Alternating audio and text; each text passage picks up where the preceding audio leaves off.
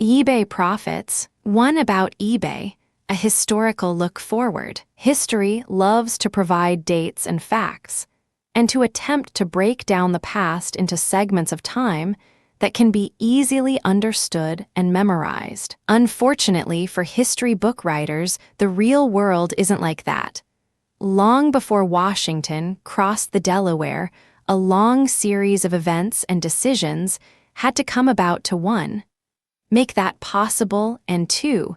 Make it necessary and prudent at that point in time. The history of eBay is no different. For those who are unclear, eBay is an online auction site where listing and selling fees are collected from users under the guidance and oversight of straight regulation to provide both protection and ease of use to would-be buyers and sellers alike. A modern example of auctioneering using the latest technologies and capabilities in as simple to utilize a manner as is possible. Its name has become synonymous with online auctions and sells. It all started back in September of 1995, or depending on whom you speak to, possibly even as early as May of 1994. But it could have been even earlier that the concept first came to Pierre Omidyar, who was living in San Jose and ran a consulting firm called Echo Bay Technology at the time. Like most technically aware people, he was familiar with the burgeoning internet phenomena and had most likely known about and used it even back when it was little more than text message boards used to keep scientists in touch with one another via daily data dumps to various Unix servers around the country. With the recent advent of the World Wide Web's Internet as mass public data system via the browser, however, an old thought came to fruition. Who knows for certain how it first came up, but I'm sure it was something like this. While cleaning a room out of unused materials, or after seeking all over town for a part to fix a very nice, but now outdated piece of equipment, the thought that there are probably thousands of people out there who want/have these in their garage and are just throwing them out because we don't have a way to connect. In truth, many message and swap boards were already in existence when Pierre came up with the concept of eBay. There even were other auction sites already out there shaking up the digital world, but few of them were aimed at allowing the public to sell excess goods and services directly. It was this that prompted Omidyar to start his own auction site, specializing in being a marketplace for individuals rather than overstocked items and small businesses. Bringing online Jeff Skull, Pierre began what has now become one of the largest online auction sites in the history of the Internet, and without doubt the most successful. In today's Internet jargon, eBay is synonymous with auction. But this was not always so. As with all things new, a certain amount of trial and error and growth occurred before eBay hit its stride. It really started as just an online garage sale, marketing items from their stock, all lumped into categories under the somewhat boring name of Echo Bay Technology. When they tried to register this domain name, however, Omidyar discovered that it was already in use and was forced to use a derivative of the name, which they decided to shorten to just eBay.com for their website. Things were not an immediate or clear-cut success. In fact, it wasn't until 1998 that Harvard graduate and business student Meg Whitman joined and took the company public that the true growth and profitability of eBay began. Perhaps one of the hardest aspects of an online auction was the fact that, like a garage sale, buyers and sellers were not assured that they could trust each other. But unlike a real-life transaction, where the goods and payment could be inspected up front, online auctions demanded trust. This trust was earned over time in a manner which few, if any, other companies have before or since been able to match. Besides placing rules and overseeing their growing community, the eBay staff took personal interest and accountability in every aspect of the business. For instance, a crash in April of 1999 that took the company down for 24 hours could have been ignored as simply the cost of doing business online. But the 400 employees of eBay at that time spent the next day calling every affected seller and explaining and apologizing for the downtime and any inconvenience. This type of personal interaction was unheard of even at that time, much less from a newly public company that was now considered by most to be at the peak of its success. This type of attention to their community and keeping interactions personal and rewarding went a long way to cementing eBay as the online auction site. Most histories of eBay concentrate on the public offering in September of 1998 and the subsequent purchase of Butterfield and Butterfield for $260 million as the day eBay came of age. But in reality, eBay was different and destined to success long before it went public. eBay, unlike any other online auction site, before it was dedicated to ensuring successful transactions, were morally based, while still not limiting sales to known quantities, for instance, groundbreaking events, such as the auctioning of a human kidney in the summer of 1999, being pulled despite bidding having reached the $5 million point, showed that this was a company that was not just in it for the money. Of course, sales like the July 2000 baseball card, which went for $1.5 million, the highest auction for eBay at that point in time, showed that money was there for the taking as well. Another point eBay took upon itself was to police the goods being sold for copyright infringement. In 2001, eBay extended its self-imposed bans on certain goods to include any item of a criminal nature, such as crime scene memorabilia or seats at executions. Along the way, eBay continued to grow.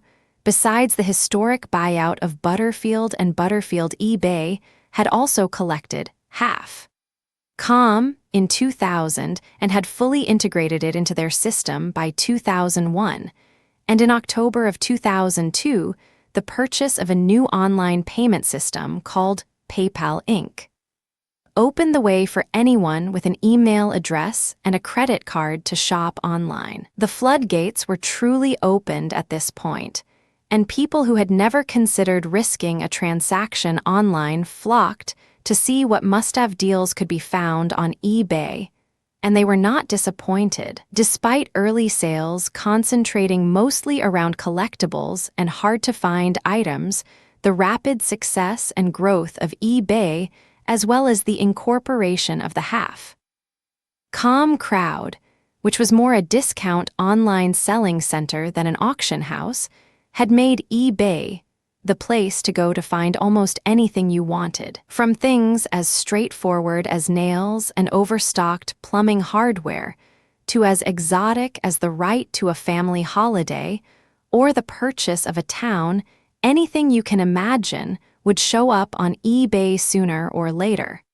And with the advanced search and watch features that had been developed, it was easy to be notified when it was time to bid. Over the years, eBay has changed a lot, adding features and responding to market demand while enhancing their profitability without overtly harming their business partners or buyers with hidden or expensive fees. Originally, seller fees were the principal revenue generator, and with the final value fees that were introduced in February of 1996, called listing fees, where users paid 5% of the sale price up to $25 and 5% after that. It was much cheaper than running an ad in the local paper or having your items sold through a traditional auction company, especially considering the exposure you could receive in an online venue like eBay compared to a local paper. The next revenue enhancement attempt showed eBay's commitment to its customers when the insertion fees that were presented in May of 1996 of $1.00, a listing met with displeasure since low-cost items would now not be worth listing. The price point only lasted 10 days before the policy change of 10 cents and up on a sliding scale. This and other such interactions led to the creation of a policy called the Voice of the Customer in 1999, in which customers were invited to discuss and help change eBay to better meet the needs of the community. In the years since its inception, eBay has created what is now known as the premier community of person-to-person trading on the internet. Sell items are listed in categories, but search capabilities can seek keywords either in titles or the description text throughout the system.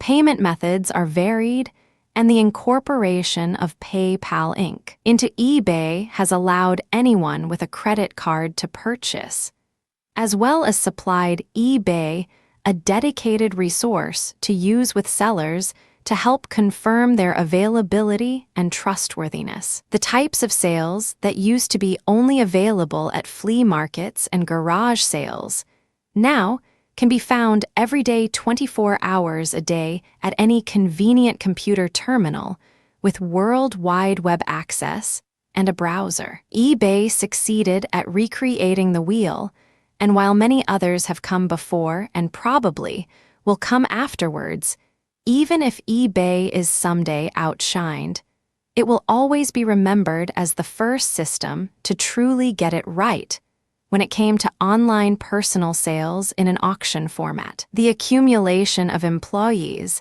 and just who those people are and how dedicated they are to the company is what makes or breaks most startup companies.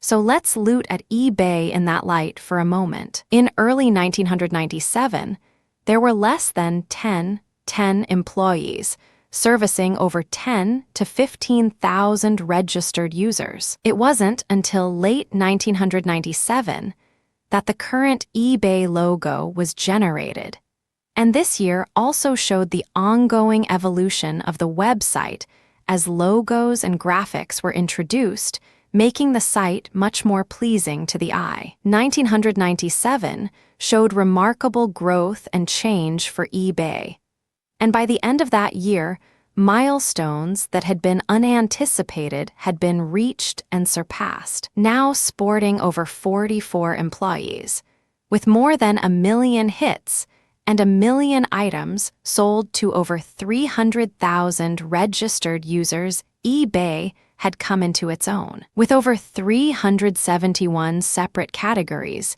eBay was now the place to work as well as the place to buy and sell. It was about this time that Meg Whitman was hired as the CEO. During the subsequent IPO in 1998, eBay began to get its first nationwide recognition from the press, which resulted in an explosive growth of the company to more than 1 million registered users and 138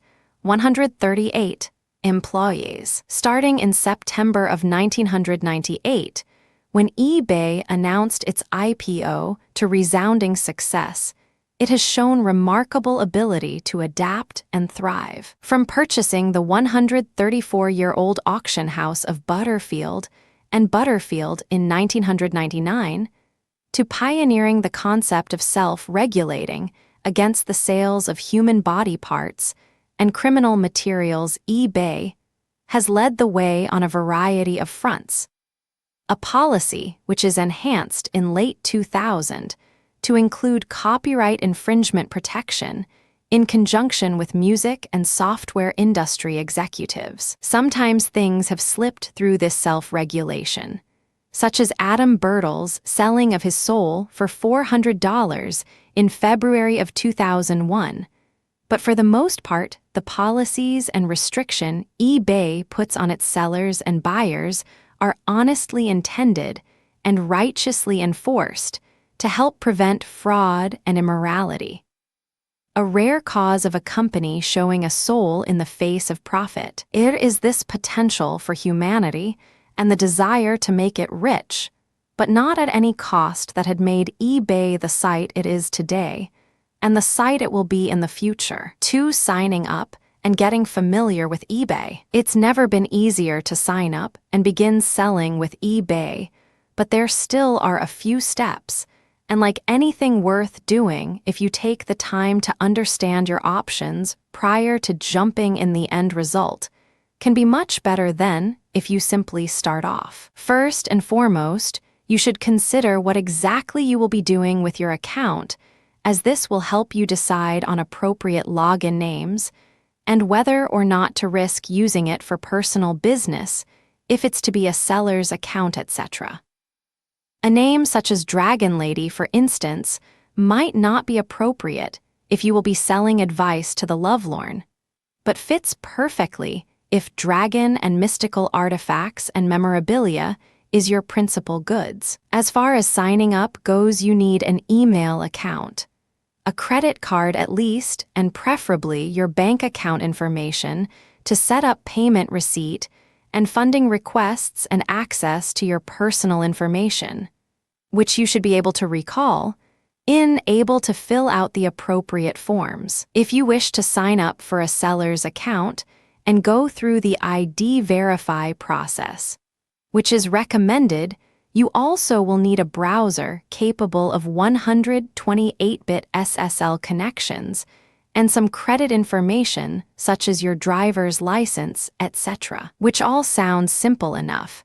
And it is, but each of these steps bears a little consideration and a lot of reading to fully optimize them. Before registering, before we jump in, let's first go over the basic steps and discuss each one so you'll know what you are in for. Review eBay topics and how-to information. Gather your contact, personal information, and credit card/bank routing numbers include your business and personal addresses and a driver's license. Sign up for an eBay account during which you will enter your contact and personal information, including your date of birth, name, address, and phone number. Provide an active email account that will be used during the process to complete the registration. Be requested to review and agree to the eBay user agreement and privacy policy. Select an available user ID, password, and secret question. Check and respond the email account you just provided to verify its existence. A seller's accounts. Once registered with eBay, you will want to create a seller's account during which you again verify your identity,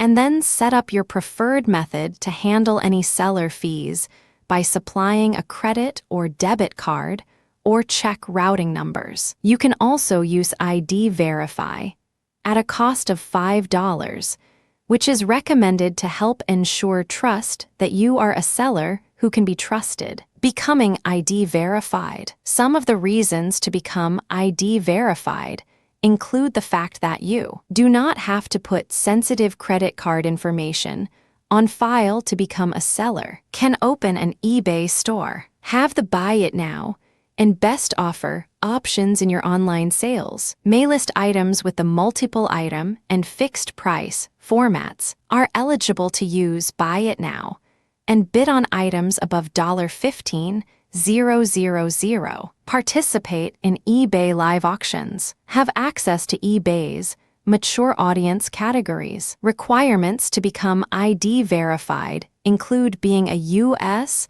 or U.S. territory resident, and that you provide your verifiable home contact information and personal details to be verified, and pass a 30-day investigation with available resources at Equifax confirming the information you have provided is correct and has not changed. After the 30 days, if you move or your information changes, you can update it, and are required to do so for another $5 application fee. Verification doesn't affect your credit rating, and is protected by the latest 128-bit SSL connections. Your information is not stored, nor is the information requested for the verify process, such as your driver's license, kept or used by eBay, but only used by Equifax to identify you in their database. Since Equifax is a credit trading bureau,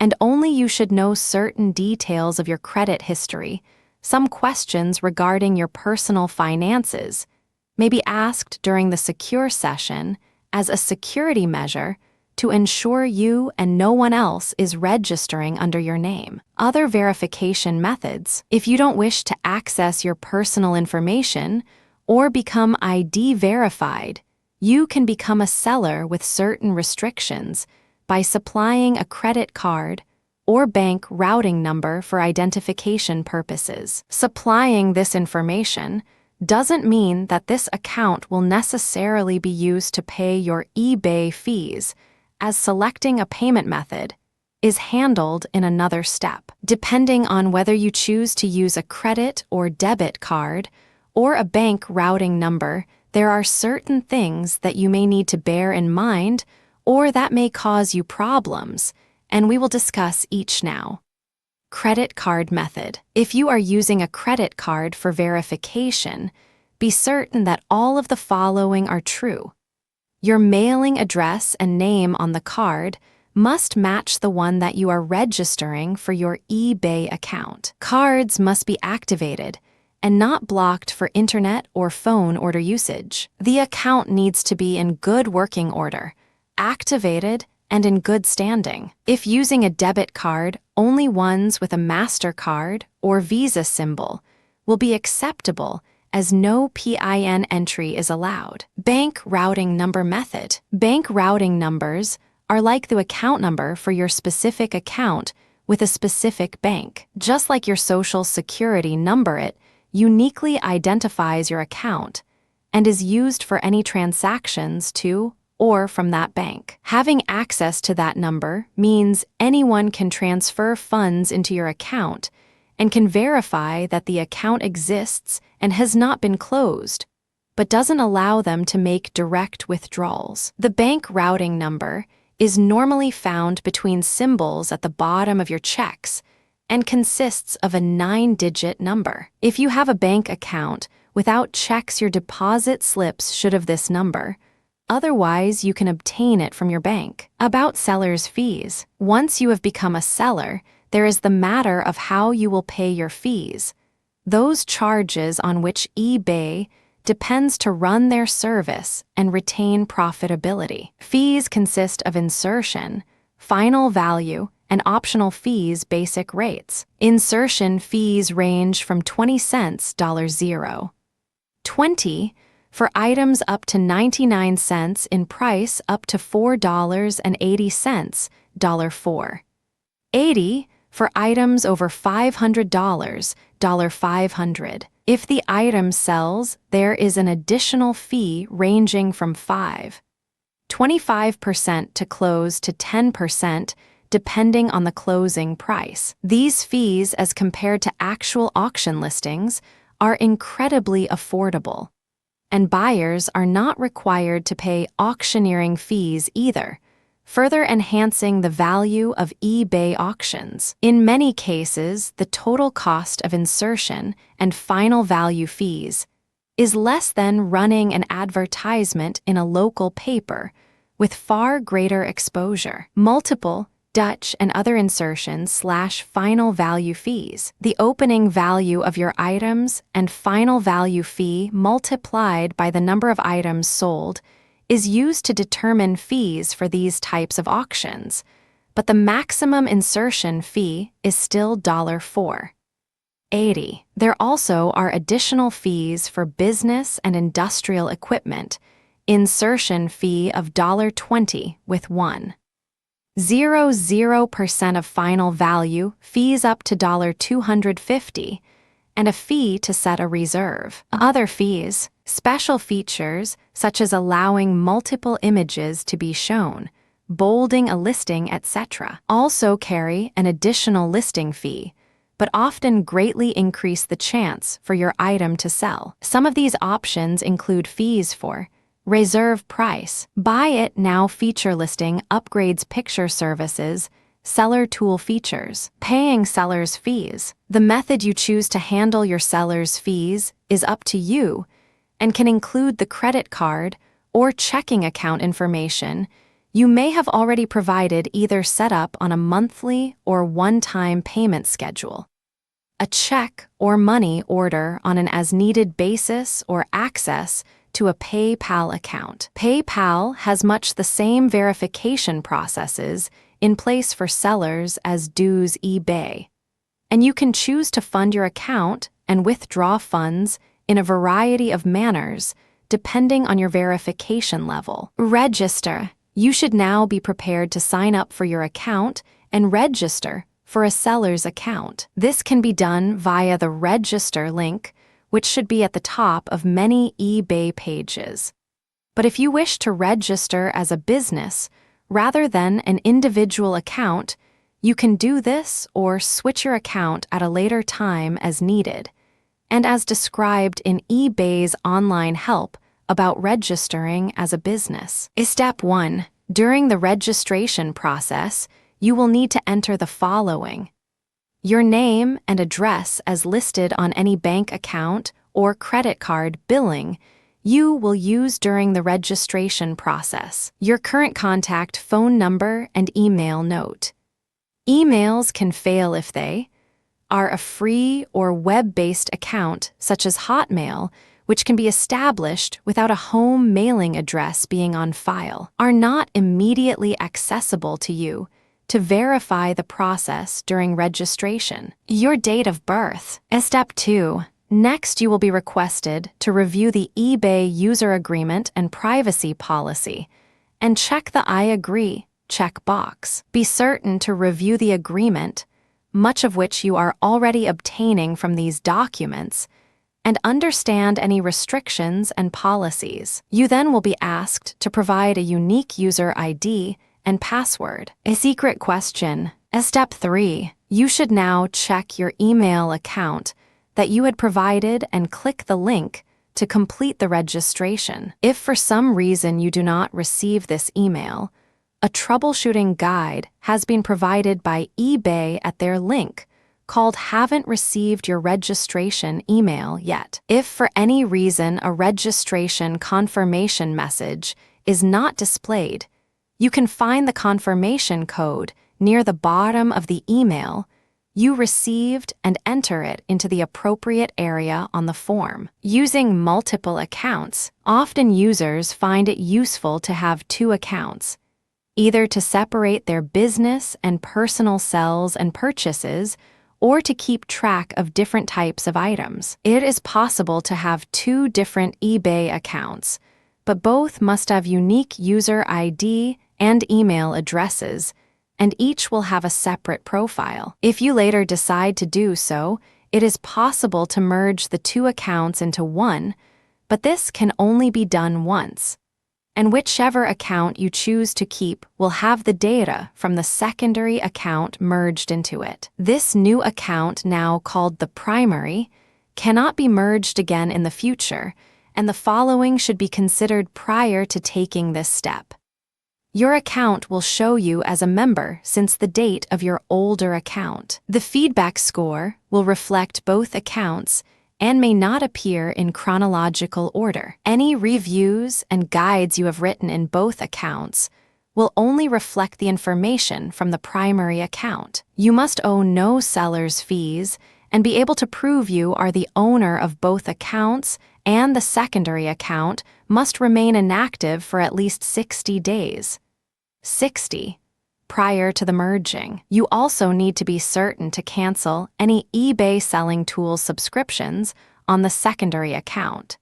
And if you use an eBay store, be certain to have your store's inventory associated with the new merged account. You'll need to cancel any subscriptions on the secondary account, such as subscriptions to eBay's Selling Tools. If you have an eBay store, make sure you associate your store's inventory with your new merged account. Learning more and getting help, you are now ready to dive into the world of eBay selling. But there are many tips and techniques that you should know first. And one of the greatest advantages to an online community such as eBay is that you do not have to learn all on your own. The staff at eBay has many helpful tutorials and help files available online at http://pages. ebay.com/help/index. HTML as well as step-by-step guides for most actions, but by far the most valuable resource they provide is access to other sellers in the form of community resources, which provide news groups, help files, tutorials, and feedback sessions on every aspect of eBay. A partial list of some of the more useful eBay resources for new users includes chat rooms, either via the links at About Community discussion boards and Chatter the discussion, help, and chat sites. You can connect live with other users to discuss the eBay experience. Groups. There are links both about the groups for new users, at About eBay groups, and then links to the various Group S themselves, which allow you to join either mentoring groups or special interest groups to share with other users and learn from their experiences. Help, discussed in the excellent intros called About Getting Help on eBay and About the eBay Answer Center.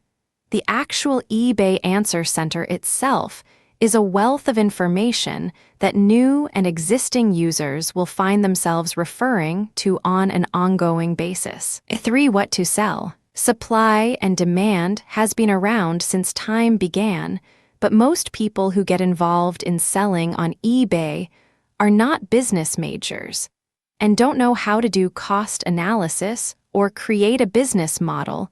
They just want to sell things for a profit. For most of us, it boils down to having an avenue to either gain some extra income or to get rid of things from our garage that are too valuable to just throw out. But if you are going to make any real money or try to make a living at selling items on eBay, then you owe it to yourself to learn a few basics about economics and to study the market you wish to enter to make certain that you will be a success. You don't have to be a genius.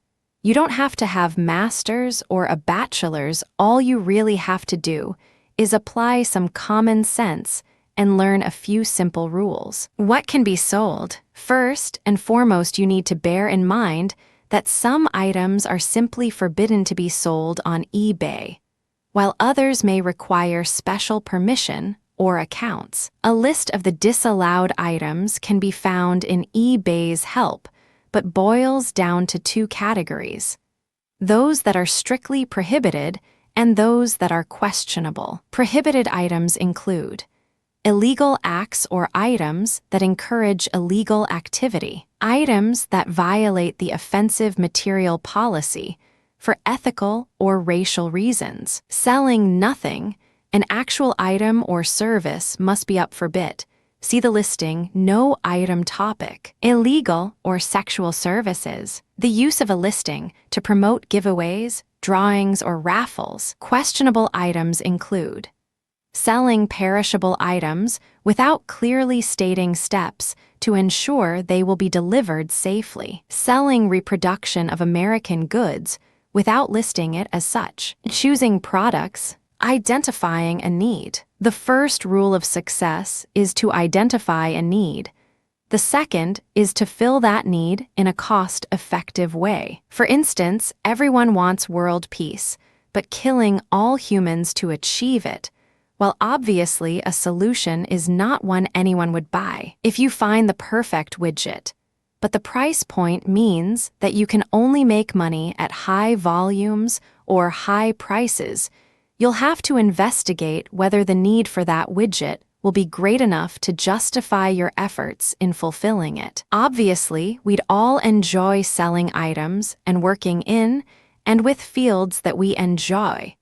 But if the best you can ever be is and also ran at selling computers, wouldn't it make more sense to sell just certain components you can get cheaper then someone else. Finding a need that you can fulfill better than anyone else is the real key to successful sales, be it on eBay or anywhere. There is a concept called the comparative cost of goods that goes something like this: if you can grow and sell 5 barrels of wheat or 2 barrels of corn at the same cost and effort, then the comparative cost of the corn is 5 barrels of wheat. If wheat is selling for more than 50% again the price of corn, then your resources are better spent growing wheat, unless the market for wheat is weak and likely to change soon, and the market for corn is steady. These are all concepts covered in most college economics classes,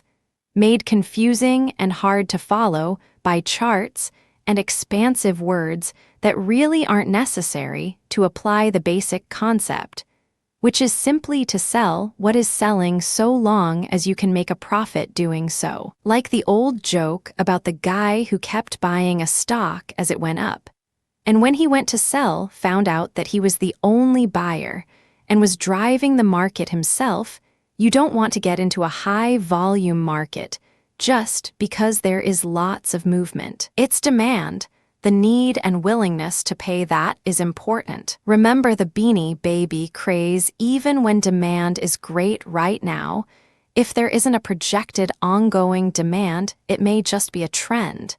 And you don't want to enter a fad market right as it is closing. Sell what you already have. To start with, a good idea is to sell off some items from around your home that you are no longer using. This not only will help you iron out how eBay selling works, do some trial runs on descriptions and taking pictures, etc., but will begin to get your user rating active. Most of us have unused gifts, extra remotes, tools that we no longer use because we upgraded, and old clothing/books laying around waiting for a good day to have a garage sale. With eBay, every day is a good day, so break those items out and get started. One man's junk really is another man's treasure. Research your items on eBay and see if other listings like yours are up there already. If so, see what kind of interest each has, how many bids, starting price, etc. And use that information to decide whether to list your item and what the projected price point will be. Just because you were told that Star Wars memorabilia was worth hundreds of dollars doesn't make it so.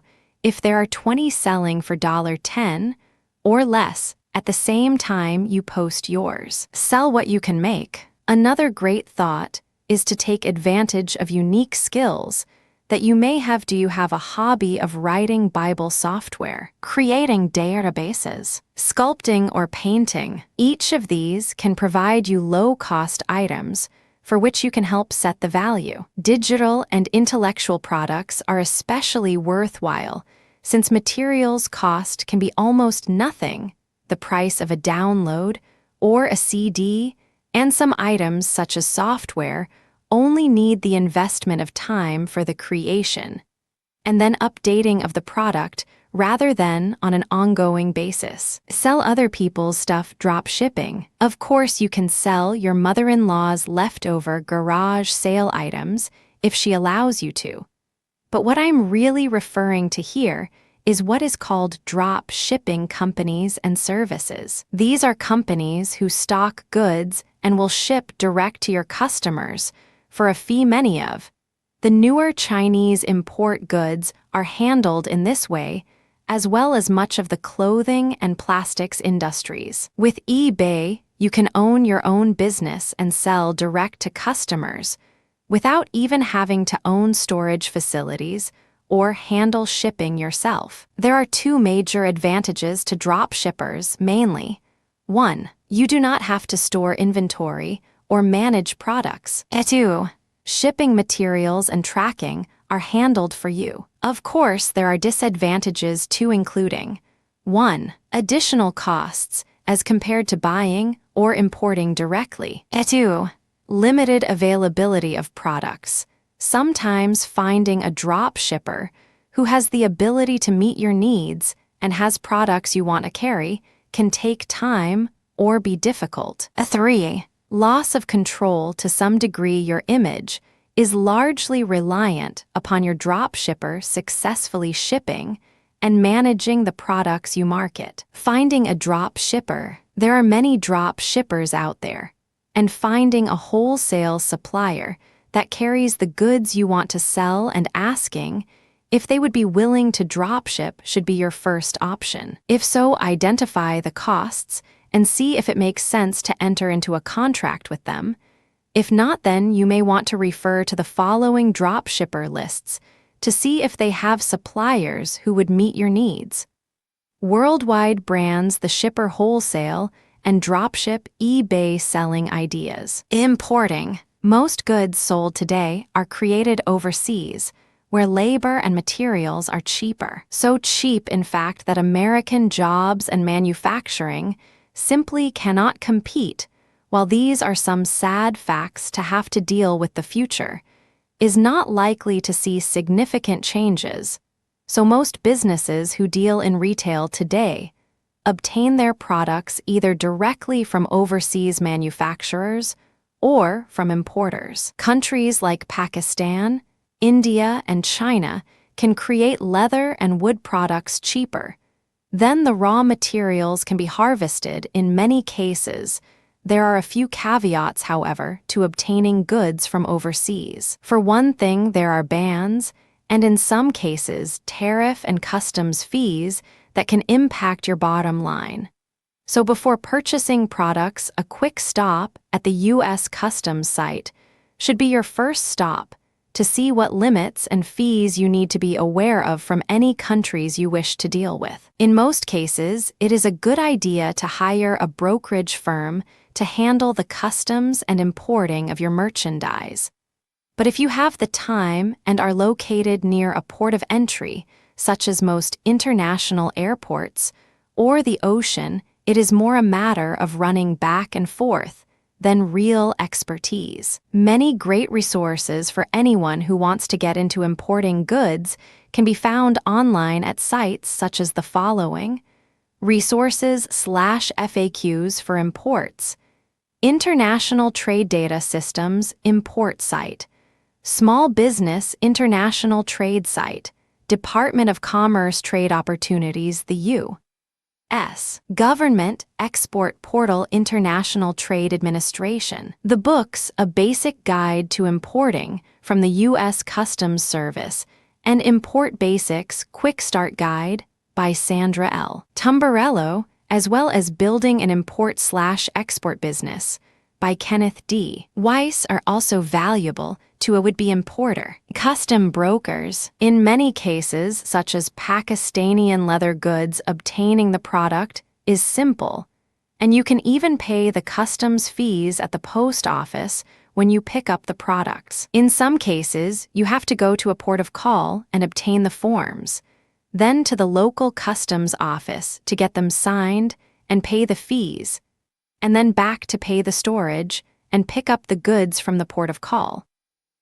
It is especially useful to utilize a customs broker in cases when your port of call is not very close to a U.S. Customs office, since they are set up to handle what would otherwise be a long and arduous day of waiting in lines and filling out forms. A customs broker is a person or a firm that acts as the importer for you, handling all the customs interactions for a fee. Good brokers often will assist you with handling exchange rates and identifying the proper classification and duty rates for your products. They often will even help with handling and loading, and most importantly, are aware of the many restrictions on quantities and categories of goods that can be imported. To find out more and to locate a U.S. Customs brokers, see the website at National Customs Brokers and Forwarders Association of America, Inc. Mistakes. Importing goods, while lucrative, can be difficult, and too many people will rush off placing orders and making the international wire transfers necessary to pay people overseas for goods, without doing the legwork and research necessary to ensure they are not ripped off or don't run afoul of an unexpected legal difficulty. Some common mistakes that you should be careful to avoid include 1. Too few cash resources to handle all the fees. 2.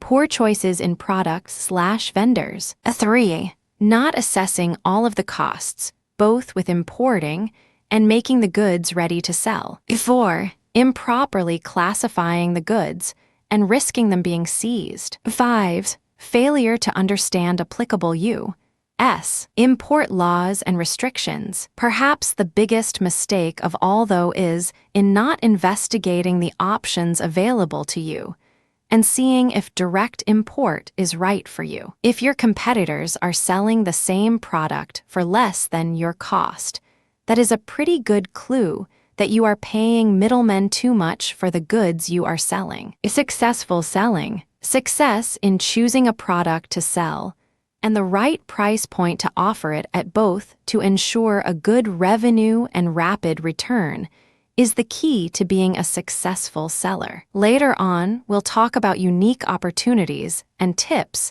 that eBay provides to help you capitalize on its unique selling capabilities. But for now, bear in mind that you and you alone can make your eBay business a success. It's simply a matter of selling the right products at the right price and providing the right amount of customer service to ensure a continuing success.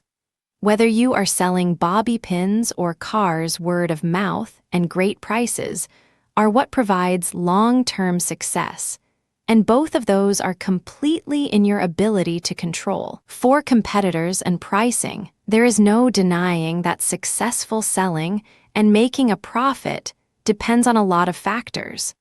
But two of the most important of those factors are without a doubt the volume of sales you have made and the profitability of each of those sales. I know this appears to be common sense, but you'd be surprised at how many small business fail because they overlook a hidden cost or don't factor in taxes or overhead into their sales price. It doesn't matter if you make $1 million a unit and are selling thousands of them a day if it costs you $1 million and 5 cents to ship that product to your customer. In the end, if you are not making enough money to grow the business, pay your salaries, and invest in future growth, your business will not succeed. With today's markets, there is very little that is new or that is not being sold by someone else somewhere. But surprisingly, this is a good thing. When you enter into an existing market, you will have competition. I can sense the puzzled frown on your face.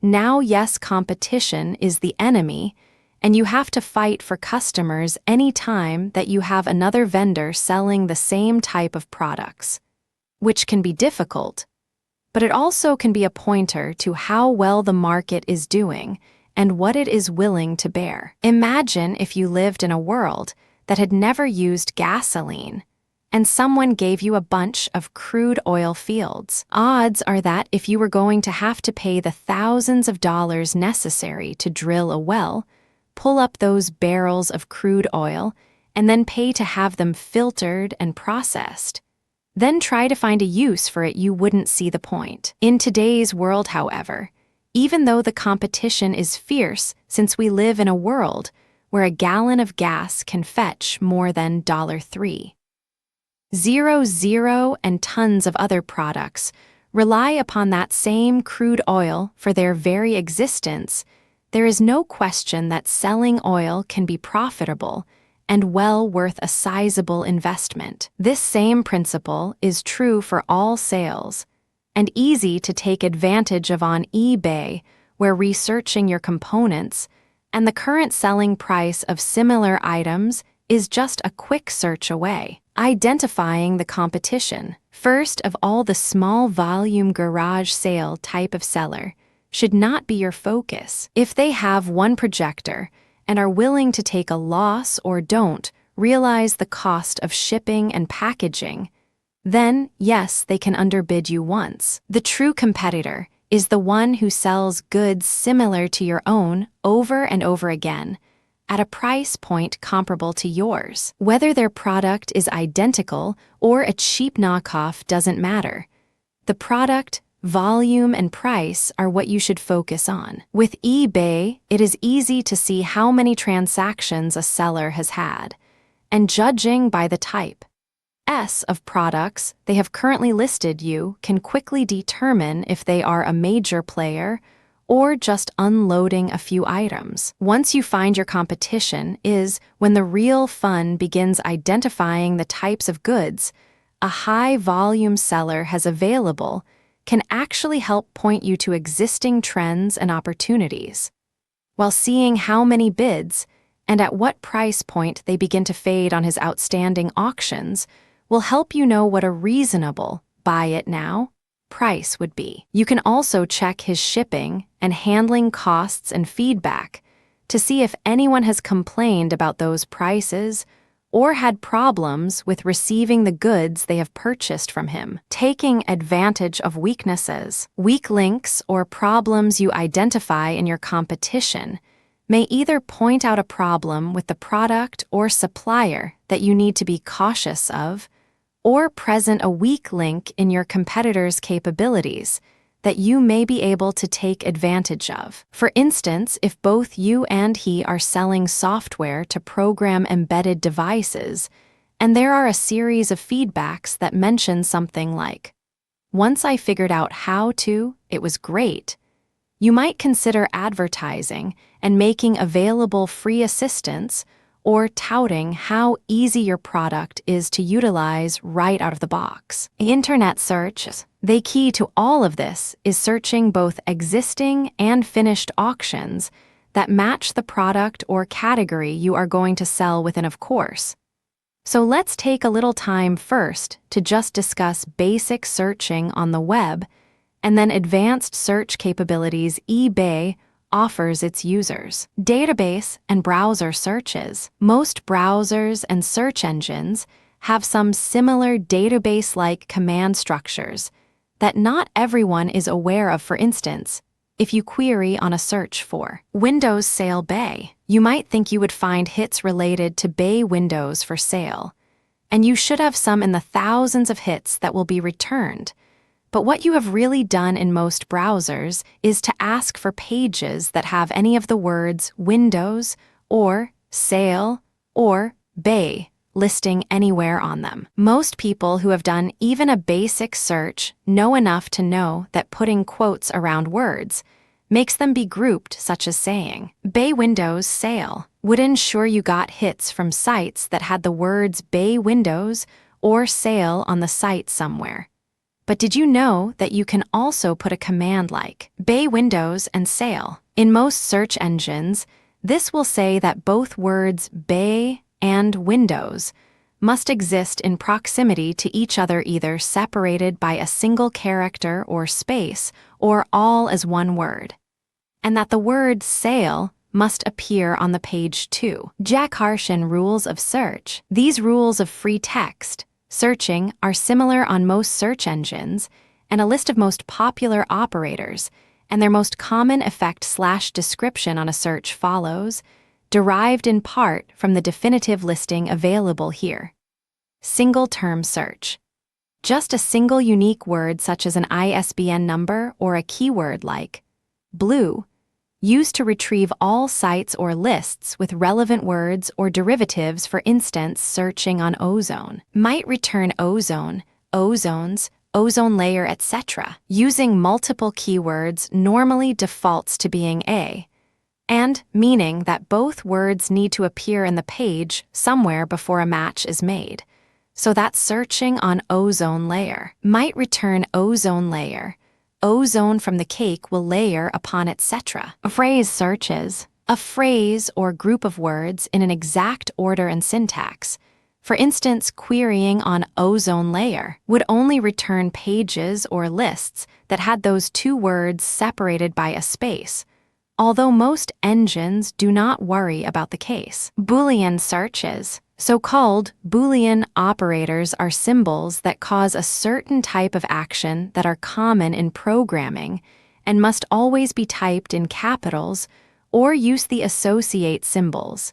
if any, to be respected by most search engines. The principal Boolean operators consist of the and where both words must be in the query result, or either one or the other of the words must be in use. Not a term or word must not exist in the search results. Related types of searches using wildcards are often useful with Boolean searches, and their characters are often listed in the same sections as the Boolean operators, so I will continue them here. Wildcard search characters and their functions consist of any single character, such as searching for ozone, would return both ozone and ozone, as well as ozone 1. Asterisk any series of characters.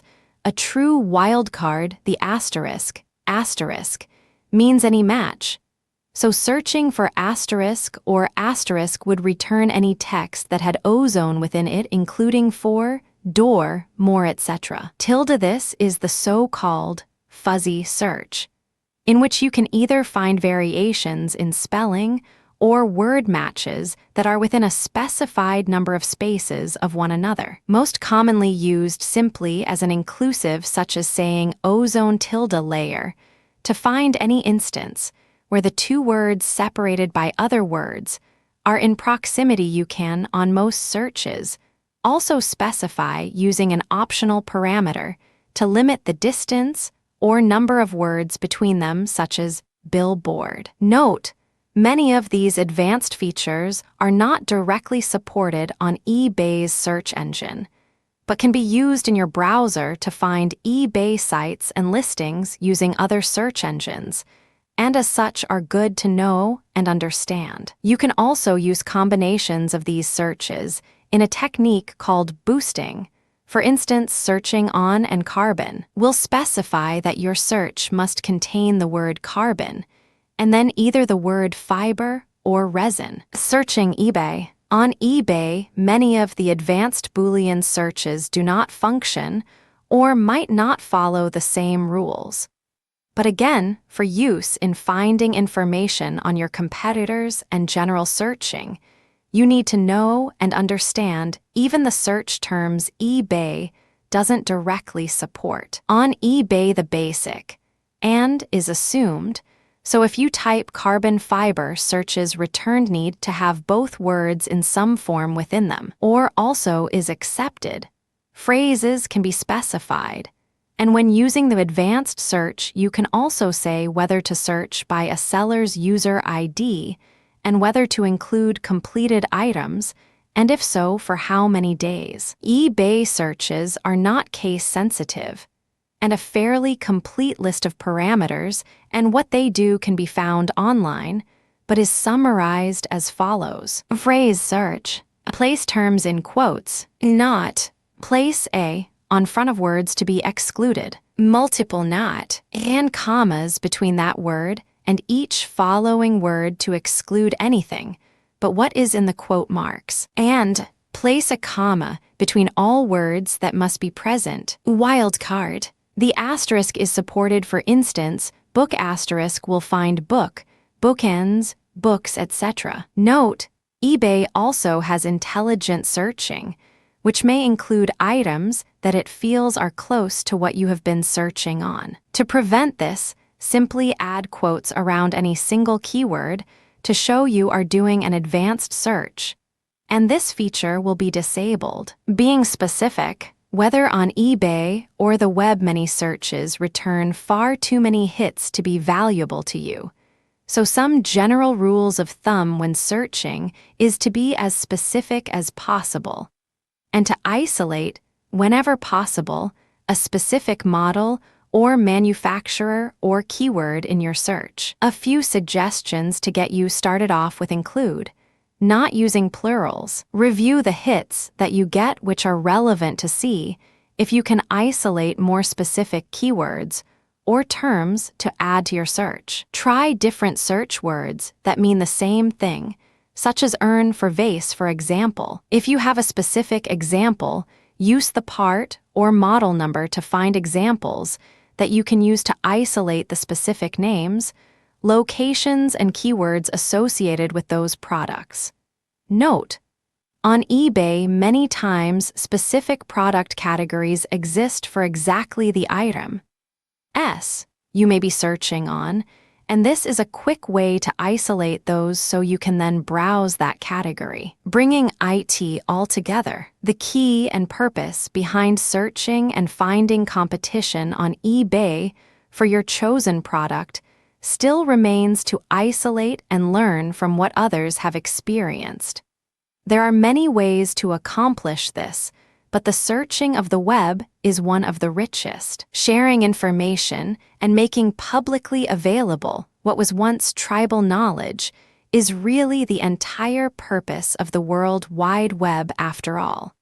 And you never know just what you will learn until you dive in yourself and see where your queries bring you. 5. Listing 101. Successful sales require successful advertising. In the real world of sales, this means spending a lot of money marketing both your company, targets red spot ads, the product you sell, and various manufacturers to generate excitement and keep your customers aware of your presence. On eBay, most of that has been done for you, but how you present the specific item you have for sale, how you describe it, and what images you choose to include can make your item either stand out or be hastily avoided when presented with all the rest. Understanding this and knowing how to successfully create a listing that will enhance your product's salability and create bids is what really makes for successes in eBay sales.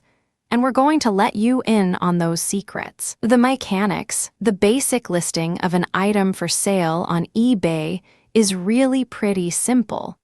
But like so many things, having an overview of the process and going through it a few times allows you to be prepared for more advanced aspects and tips. So before we go into any real detail on how to create outstanding listings that fully utilize all that eBay has to offer, let's first go over the specific processes that are required to post a listing on eBay at all, just to make certain you know how to go about getting your item in the right category, listing it in more than one location, and setting the various options necessary to make it available for sale. Recently, eBay has changed their selling form to allow all the work to be done on one page as well, which is an improvement. Just as when using regular auction services, a certain amount of pre-sale work is required to identify and prepare the item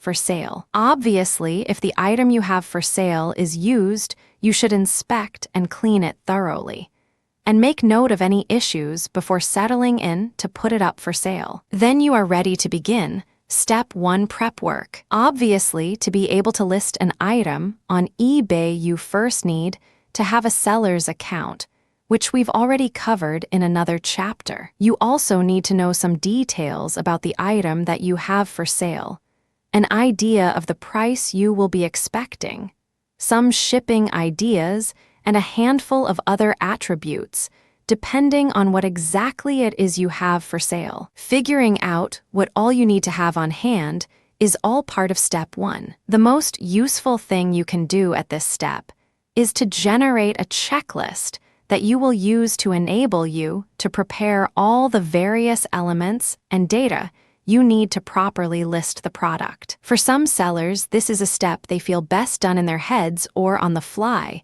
but you'll find that many of the more successful sellers create a physical checklist similar to the following at least once for every product that they sell.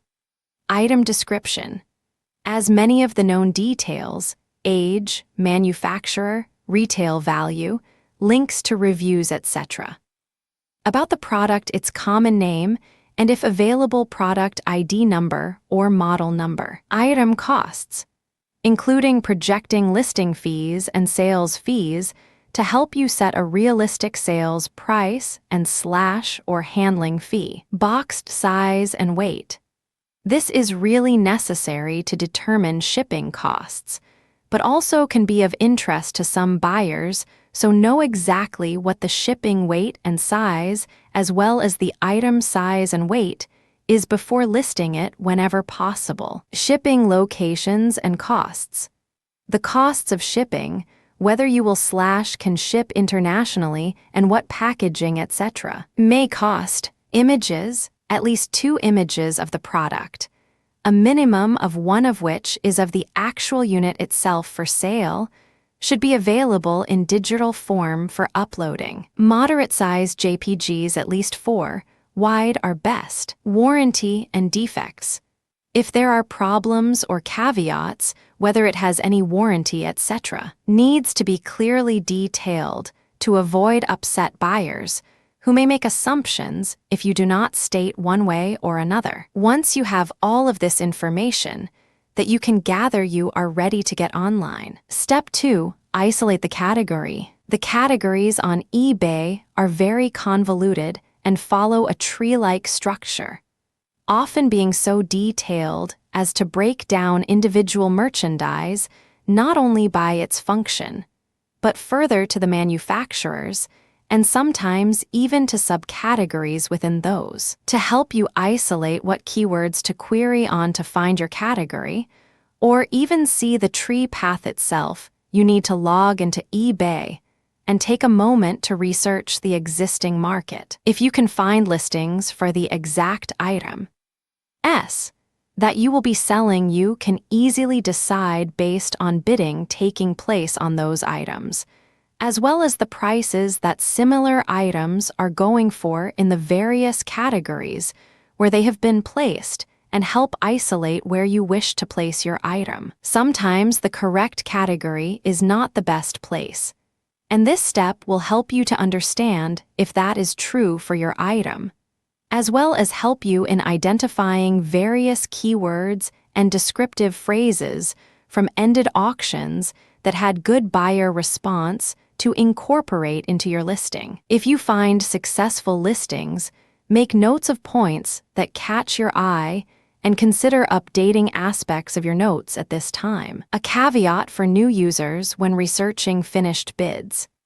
eBay has a feature called Sell Similar that you can click on existing ended auctions that you had presented that will help you create another listing similar to the one you had. This feature does not work on others' auctions, as you might expect, but only on auctions that you had created. Step 3, gather images and lists. If you use the checklist from Step 1, you should now have all of the information that you are going to enter into the eBay forms together. If you have not already, be certain to put it all in an accessible place on your computer and review it to make certain it is complete, accurate, and has been spell checked. Many sellers find it useful to create a dummy ad in Microsoft Word or some other editor to allow them to cut and paste into the eBay sell form as necessary, and to help prepare the wording and verbiage in advance.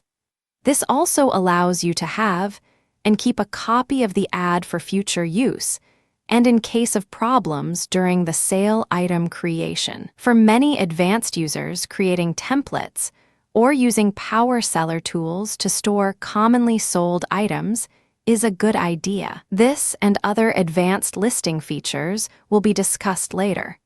But even if you plan on using these features, it is a good idea to keep a local version of your data, if nothing else, as a backup should the online listing information become lost or damaged. Step 4, enter the data. The process itself for creating an eBay listing is fairly straightforward, and eBay walks you through finding the categories, entering the title and description, uploading images, etc.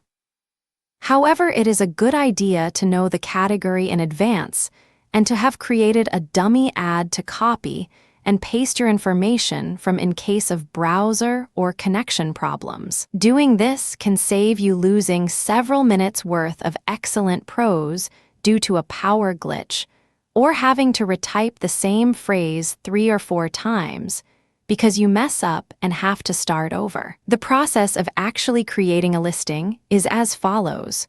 1. Choose the Sell Your Item form by clicking the Sell button, which is at the top of most eBay pages too. In this form, you will first be asked to select a category, which you can do by browsing the available trees or by using search if you know the keyword.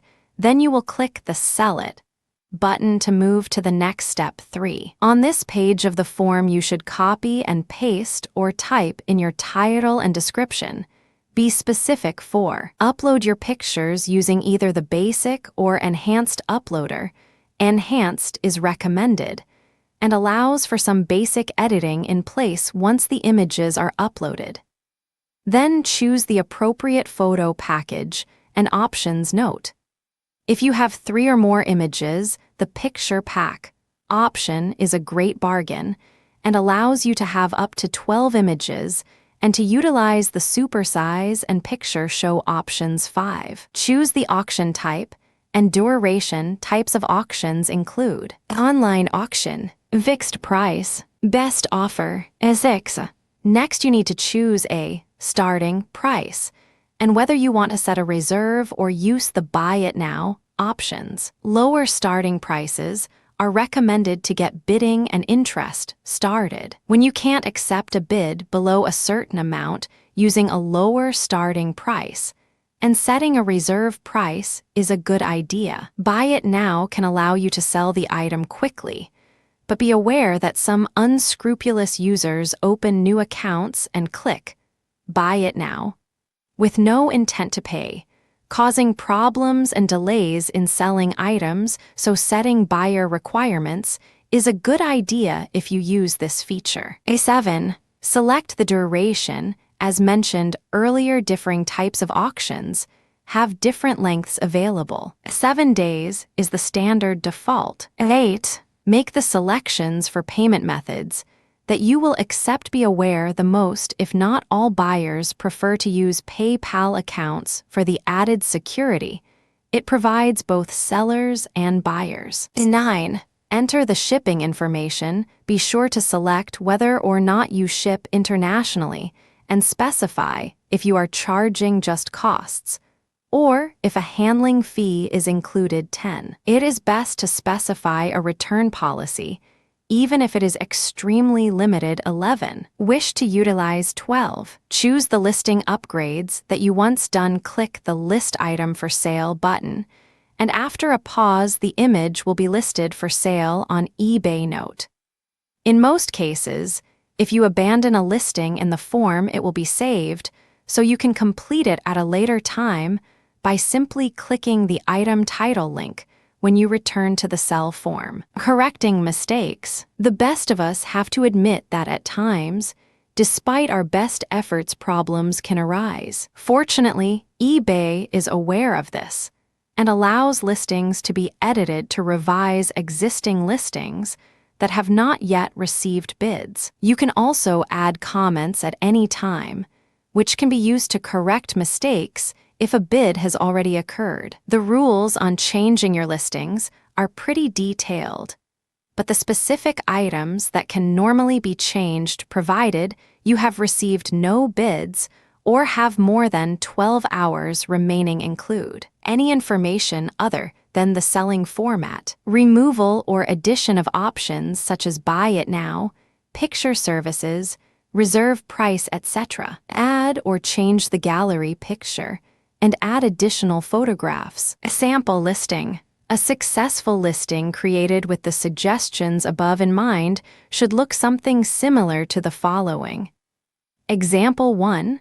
Title: NEWFB 60 Fastbag Motorcycle Luggage. Subtitle: Don't be half-fast. New and direct from factory, the Fastbag is an awesome expandable storage solution that will work on almost any motorcycle and can double as a backpack when off the bike. If looking good while having storage is your problem, then Fastbagdom is the solution. Available in 40L and 60L sizes, optional soft hinge. Available color choices include carbon fiber, yellow, Ducati red, and green. Shipping is included in the auction price. and I will ship within 2 days of checks clearing or of receipt of PayPal or money orders. Sample image. Note how a complementary or neutral background helps to set off the object. If you are going to have just one image, be sure to take one that shows off just the item. In this case, a fast bag itself. Or if you will have multiple images, the item close-up or detail shot would be preferable as your primary image, since the product is clearly shown in detail. 6. Advanced listing strategies. We've already gone over the basic elements in creating a listing and provided a few tips and suggestions that will get you started, but for a truly successful listing, there are a few further aspects to your basic listing that may prove useful. The most powerful aspect of any listing, of course, is the title and the description. The title is the first thing a would-be buyer sees either in category view or from a search. So it needs to be informative and compelling. And the description is what will cinch the sale or create enough ambiguity that the buyer will drift off to view another auction rather than bid on yours. With that in mind, let's start with the title and description, and then go over other aspects of listing strategies and tips to help move your sales up to the professional level. Title and description tips. By far the most important element of any listing is the description. You literally can sell rocks if you have the right description and tone. Remember pet rocks and mood rings. The object itself doesn't have to be exciting or worth all that much to fetch a great deal of interest. And when it comes to auctions, interest is what makes you money. Normally, sane and thrifty spenders will often find themselves bidding far more than even they know an item is worth if their interest has been piqued, and they get into a bidding war. The key is to be descriptive, upbeat, and to point out the saleable features and true worth of the item. I once saw the air from a 1950s Harley-Davidson motorcycle tire go up for sale and actually be bid upon, because the seller had the foresight to point out the scientific interest sealed air from 40+ years ago might have. Whenever possible, providing links to reviews and manufacturer sites that list MSRP and provide details from a reliable source is a good idea, but include the important attributes yourself as well, so people who don't want to surf to and from other sites can still know what exactly it is they are bidding on and why they want it. Part of a successful description is the title. Be certain to make it succinct but catchy, and include as many descriptive terms that a buyer is likely to search on as possible. Making an eye-catching, clear first impression relies on your title, so make certain it meets the following criteria. It should contain keywords and be clear and descriptive. If possible, it should include the brand or item or model number. Be upbeat, but avoid non-descriptive words like "wow" that aren't likely to be searched upon. Avoid keyword spamming use, only the manufacturer name of the item for sale. For instance, don't say, like Honda, for a generator made by Hibitsu Corporation. For more on search engine manipulation practices that eBay forbids, see their site regarding search manipulation policies. When it comes time to create the actual description, be certain to address all the questions that potential buyers might ask, including specifics on what exactly the item is and what it can be used for, whether it is new or used, and what condition it and its packaging is in. Include any flaws or noticeable aberrations, the company or manufacturer, when it was made, and what it is made from if applicable, the dimensions and weight, any special features or history, what shipping and payment methods you accept, what exceptions you might be willing to make, and details on shipping and handling costs, even if you just refer to the appropriate section. Note, using humor or a special human touch in your descriptions can be very effective methods to boosting interest in your listing. When you are finished, be certain to proofread the title and description. Run a good spell checker against it, and confirm that everything you are stating is accurate and verifiable. Image tips. The pictures you display of your item are the second most important element in a successful eBay listing. Obviously, you need at least one. But statistics have shown that having at least two and taking advantage of the advanced listing feature to have a gallery image is a sure way to enhance the likelihood of buyers reading your ad. Quality images are important, and some important tips for getting an image that will work well include making certain that you properly light the item and place it against a background that enhances the image. Make certain no reflections or background clutter shows up in the image. Use a medium resolution, such as 1024x768, that will provide quality, but not be too large for quick downloads. Frame the object properly and are close enough to show appropriate detail and to fill the entire frame. Use your OWN images unless you have permission to use others, and be clear if the image shown is of your actual product or from a manufacturer's site. Edit the image as needed before posting it. Some tools are available on eBay itself for basic editing, and most digital cameras have some software that is provided by default. Note, if you save your image as a JPG, be careful not to save it too many times, since JPEG is a lossy compression scheme, and quality is lost every time the image is resaved. Postage tips. It is a good idea to package and label your items before placing the ad.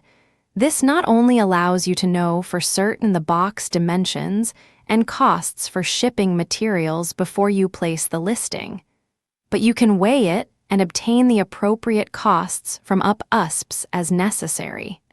Or when you do a lot of shipping, it is a good idea to physically sign up with FedEx or UPS for an account and negotiated rates. Not only do they supply free shipping boxes and labels in most cases, but you can get substantial discounts and even local pickup in many cases. Setting buyer requirements. If you sell on eBay long enough, sooner or later, you will fall victim to bad buyers and those dreaded buy it now spammers who open new accounts and gleefully run up your costs willy-nilly without ever planning to actually buy anything. Fortunately, eBay provides you some tools to help manage this, the most valuable of which is to set buyer requirements that block user accounts most likely to be a problem for you. The buyer requirements feature allows you to block buyers that don't meet your criteria.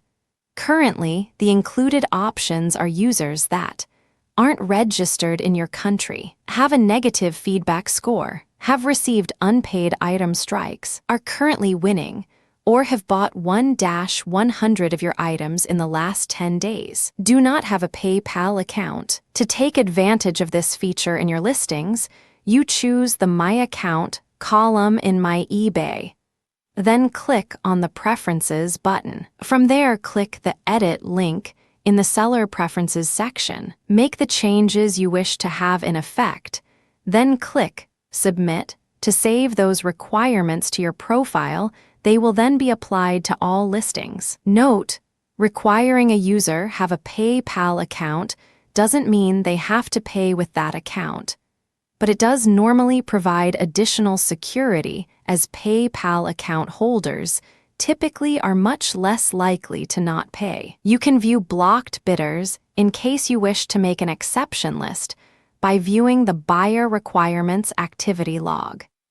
If you wish to set up an exemption only for specific members, this is where you would find the Exemption List page, where you can enter the user ID of any member whom you feel it is safe to allow to bid despite the current restrictions. Bidder management. In addition to blocking bids by the buyer requirements, eBay also provides you ways to protect yourself and limit your sales to specific users.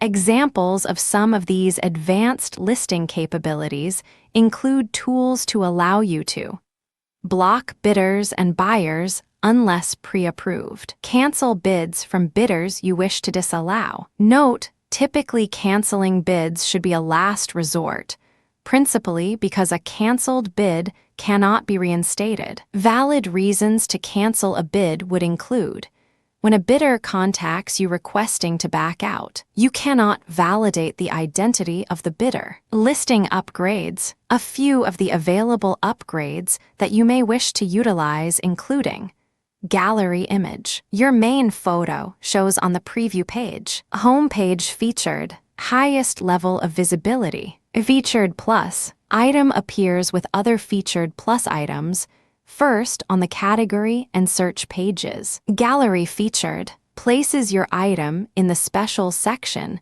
above the general picture gallery. Highlight, colored bands, border, surround your listing with a border. Subtitle, additional title room for more descriptions. Listing in 2 categories. List in other related categories without having to create 2 separate listings. Featured auctions. One of the more powerful ways to get your auction noticed is to pay the extra fees to have it become a featured auction. This is not something a low-value item seller would necessarily consider, but rare and one-of-a-kind items, more expensive items or automobiles or antiques are excellent instances where using these features can more than double the exposure you will receive. There are 3 types of featured auctions on eBay, each with a different focus area and price point.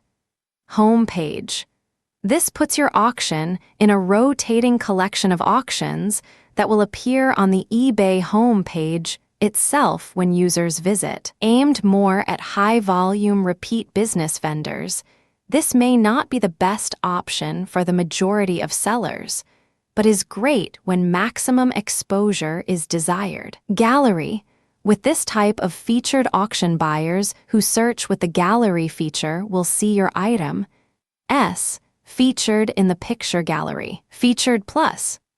Arguably the best value, this option will make your listing stand out both in category and search result views, and like gallery will place a copy of your listing at the top of TH category and search results. At a price of less than $20, it is a great buy and recommended for moderate to high-priced items as a way to really help push sales. Using featured TWIC. Besides the obvious benefits of the featured auction options, a side effect is to help drive sales of other items you have for sale. Provided you have multiple items for sale at any given time, you can either put a link within the auction or suggest the buyers view your other items for sale by this seller to help get more interest in all your related goods from already interested buyers. Bulk sales tools. eBay has several power seller features available to aid you in creating templates for commonly listed items, and covers these with excellent tutorials, such as the one found here for the professional selling manager. You also can review any of your recently sold items and click the Sell Similar to recreate the listing using the previous one as a template. A listing of the various tools available and links to eBay's pages regarding them follows. Turbo Lister, freely available application for medium to high volume sellers, allowing bulk uploading of listings. Selling Manager allows you to handle all of your activities from one location in My eBay. Advanced Summary, the features and ways to enhance your listing that eBay offers are astounding, and in most cases, one or more really should be used to optimize the visibility and interest your listing gets. From simple bolding and highlighting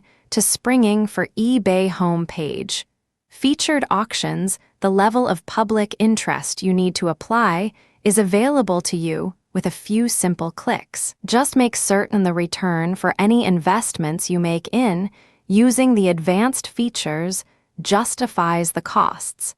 And be sure to take full advantage of the features that you do pay for. 7. Delivery and communication. The one thing that your business simply cannot succeed without is customers. That is why somewhat incorrect statements such as, "the customer is always right," came into being, and why sometimes as a business owner it may be necessary to lose a little in order to gain or retain an image to the public that you're is a good company to do business with. On eBay, this is largely seen in ratings and customer feedback reports, and we will go into that more later.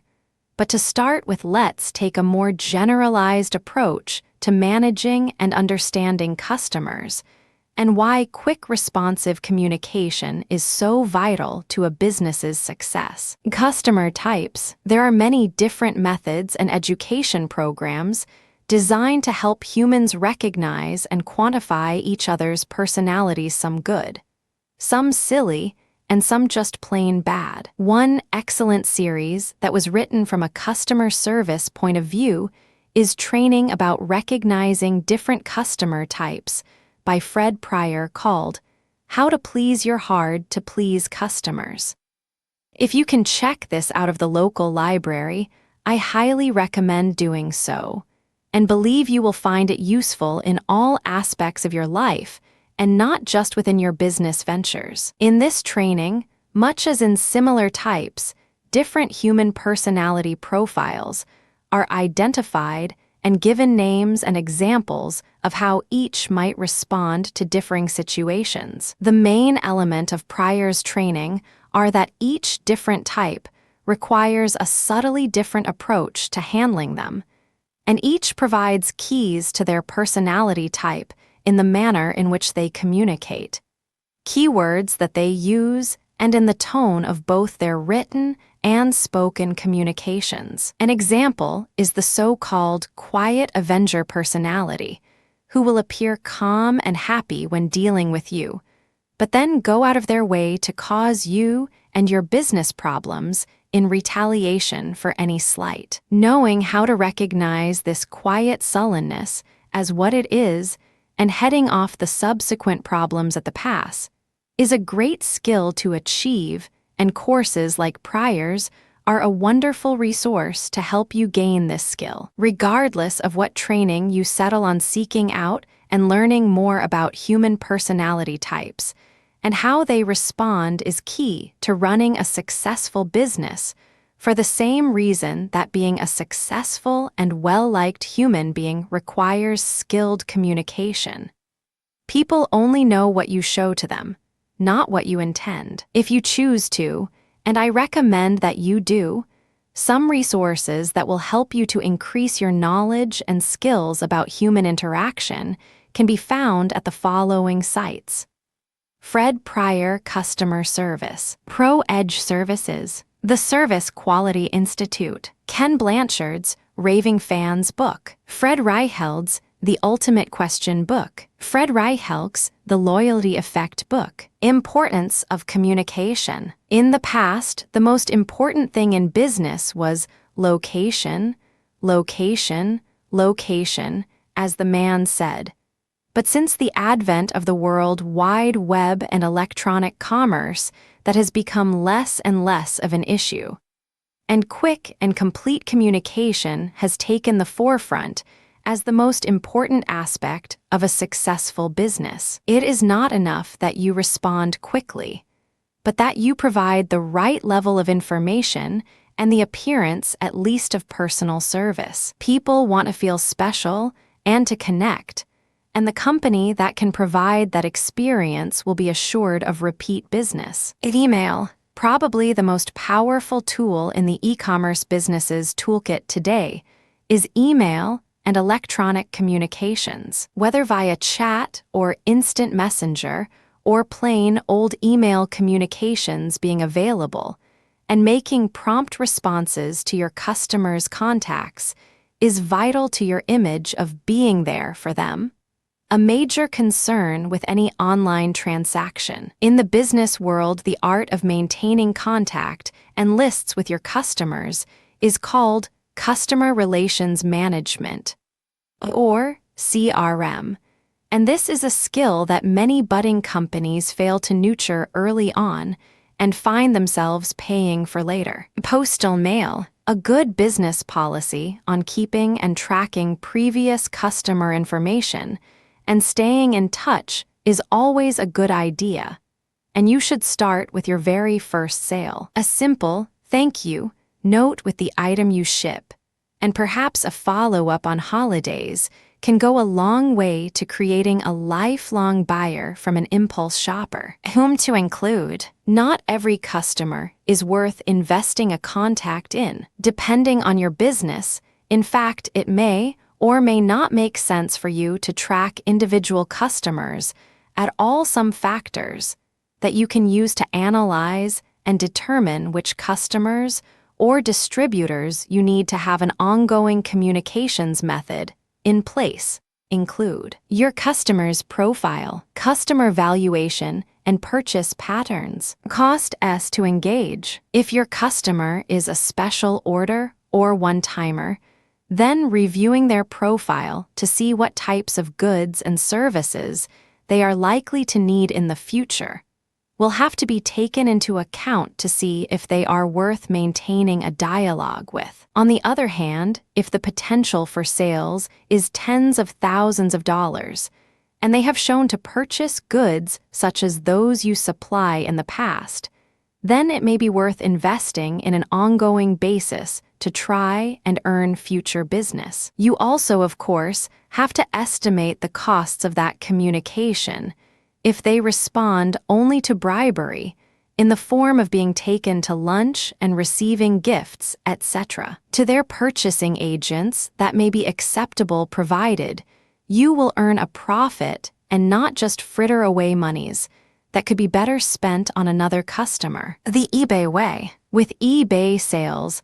some great built-in tools exist to help you with these interactions, such as seller and buyer ratings, transaction scoring, and ways to add buyers and stores to favorites lists. There is also a built-in message center in the My eBay that you can and should use to communicate to questions that are asked. Just be certain to send email directly to those customers who contact you via that method, in addition to using the message box, to ensure they see the response quickly even if they don't visit their eBay account right away. It also is a good idea to follow up when an item ships with a tracking ID and a request for feedback once the item is received.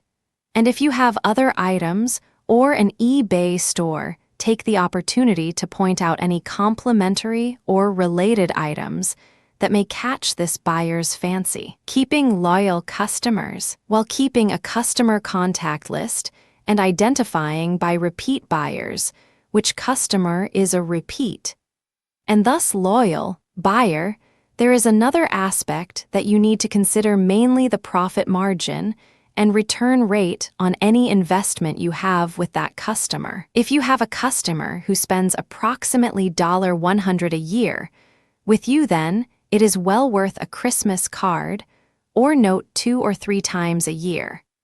But if they only buy $5 worth of goods at a time and your profits are minimal, then email communication might be a more reasonable approach to staying in touch.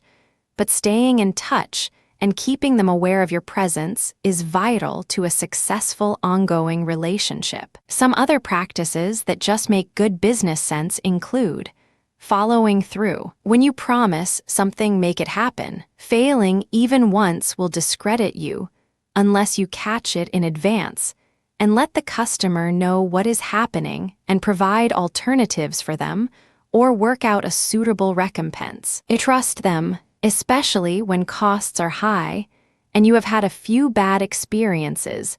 It is too easy to fall into the trap of wanting a customer to prove themselves before you open yourself to any risk. The key is to minimize your risk without mistreating the customer by having policies and taking the occasional loss if needed to maintain the customer experience. Give more than the least. Granted, you can't give away the farm with a sale, or you'll go out of business far too soon.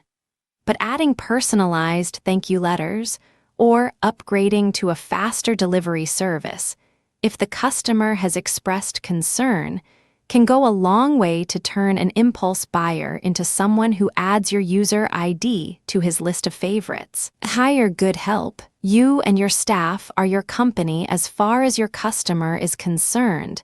If you have to hire help or use a dropshipper service, be aware of what they are doing and make certain that your customers are being treated the way that you would want to be treated. Shipping.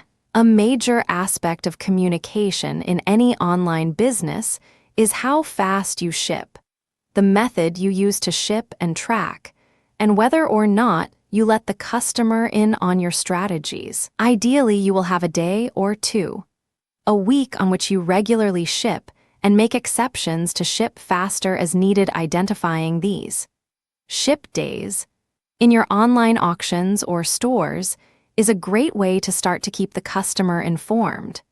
But you also should consider using services that have package tracking and following up every time an item is shipped with a notice that the package has shipped and what the tracking number and expected delivery times are. With PayPal shipping, as well as UPS electronic email, notification of these events can be automated.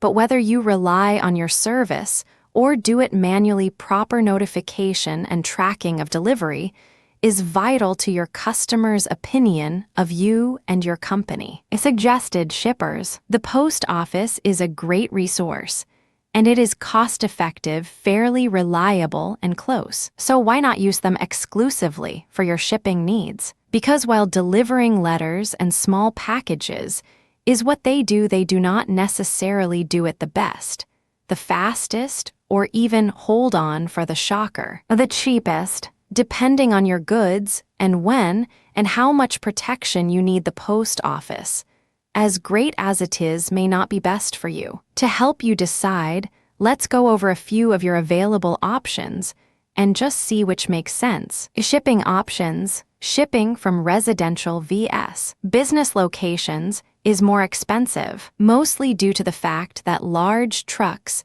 and delivery to loading docks, etc., simply cannot be accomplished to a residence, as well as the fact that larger trucks are sometimes restricted from entering residential neighborhoods due to weights, and transfer to smaller deliver vehicles are required at substantial labor costs. This is why FedEx and UPS trucks are smaller van-type vehicles.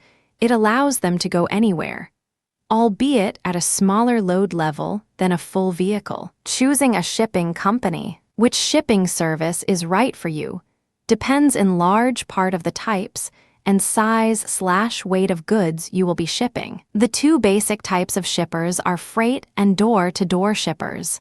Freight carriers ship either LTL, less than truckload, boxes or pallets that typically range from 600 to 1,000 pounds, but can handle up to 10,000 pounds or full truckloads. Door-to-door. This is the carriers more common to many eBay sellers and buyers, and is manned by the United States Postal Service, one of the largest and cheapest if shipping internationally, but includes such big names as DHL Airborne Express, FedEx, UPS. These particular shippers are so common in fact that many websites such as Lawrenceburg will track packages on all of them at once. Whichever company you choose, opening a business account and negotiating reduced rates is a good idea and can help save you packaging costs as well,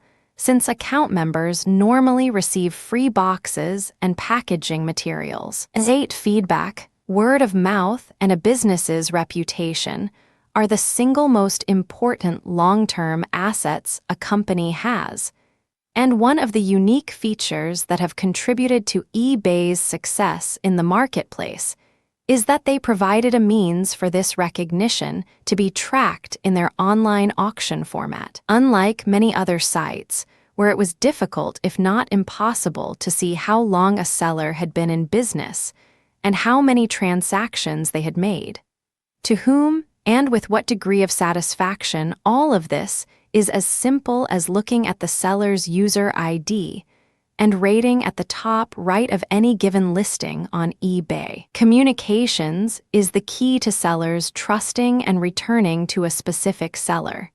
And there are a few best practices that we will discuss regarding that in a moment.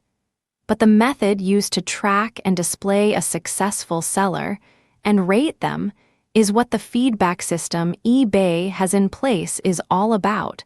So let's discuss that first. Rating scores on eBay. The system on eBay took a while to work out, but has proven to be very effective, especially in conjunction with the features and verification methods used on PayPal account members. In effect, what you have on eBay is a history-driven user rating for how well that person has done on their transactions in the past and how long they've been a member. If they try to escape their previous poor ratings by starting a new account under a different user ID, then the member since date shows them to be a new member.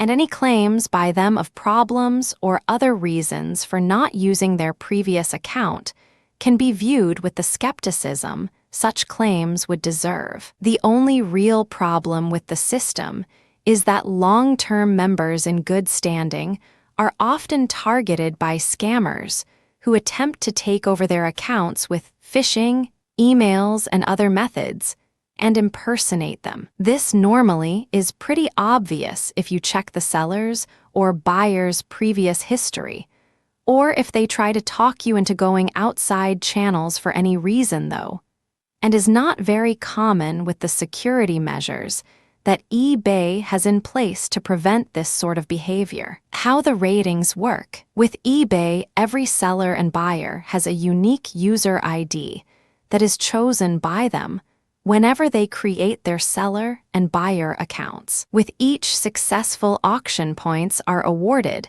and the seller's user ID will show the number of points following their name on each listing, such as Bad Boyru, 100, which would indicate a feedback score of 100. Having the number and associated star system allows you to quickly identify the number of comments, and how many of them were positive. You can also click on the feedback score number next to their ID and go immediately to that user's seller's member profile, where you can see actual feedback comments from users for that seller. The eBay feedback system basically awards 1 point either for or against a buyer based on positive or negative comments, and a neutral 0 points entry for neutral comments. If, for instance, Bad Boy For You has sold 100 items and has a feedback score of 10, it could mean that he had 90 neutral comments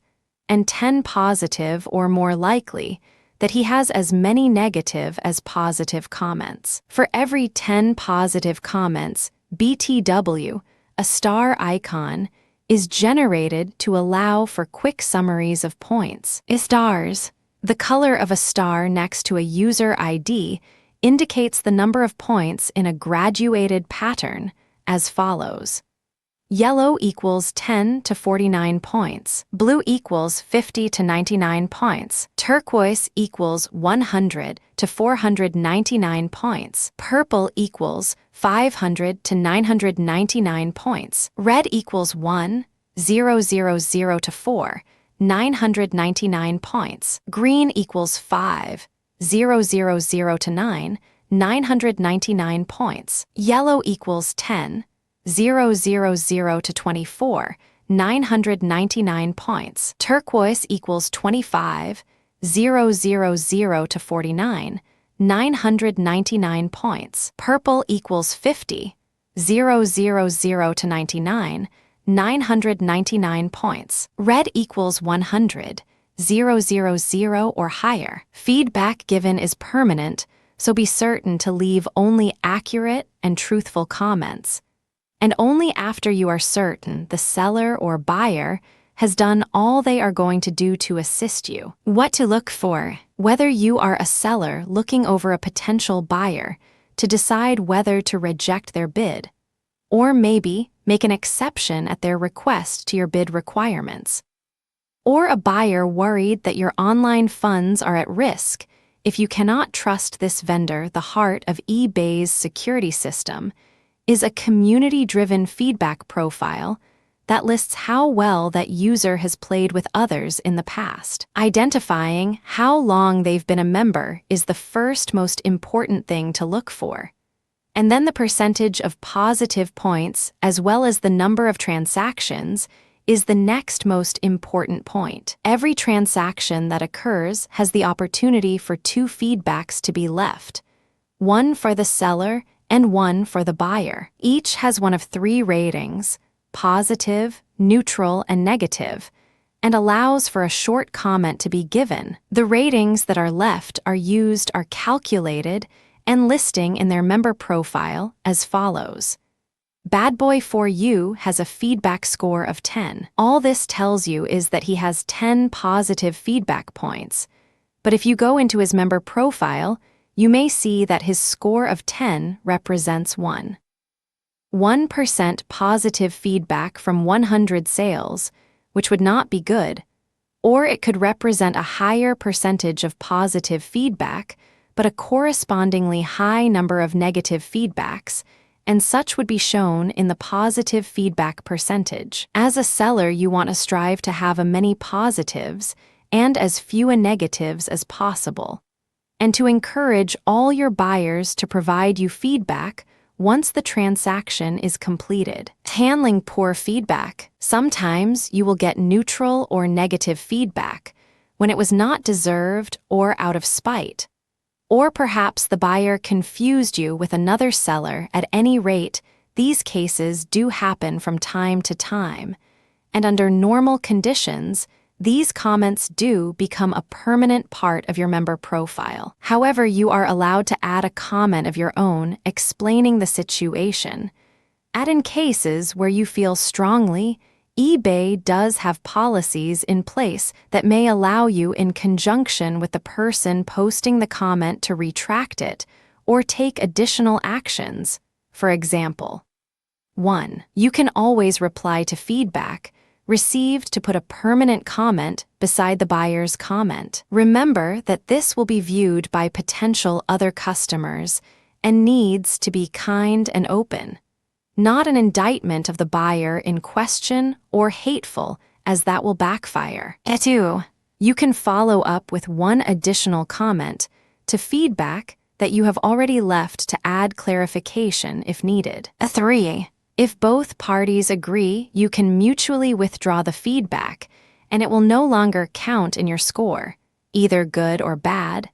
This process is called the mutual feedback withdrawal process. 4. You can dispute the statements by using the square trade process, a paid dispute resolution provider that works via the web and provides professional mediators to resolve disputes and problems between members. 5. In very specific cases where spite, improper language, or obvious slander is involved, eBay can be petitioned to remove the feedback. Cases where a court order exists demanding removal are the only cases where eBay will definitely do so.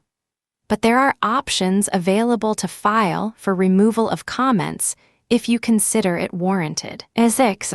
If a buyer fails to respond to an unpaid item notification, and you, the seller, file an unpaid item strike, the feedback rating will be withdrawn, even though the comment will remain. Importance of your rating. As far as buyers know, you are your rating the length of time you have been an eBay member, and the percentage rating you have is the only initial judge of how safe you are to deal with that a buyer has. As such, protecting your rating and encouraging buyers to provide you with positive feedback is vital. Unlike normal businesses, which rely on advertising and location to draw in business on eBay, your listings catch the buyer's eyes.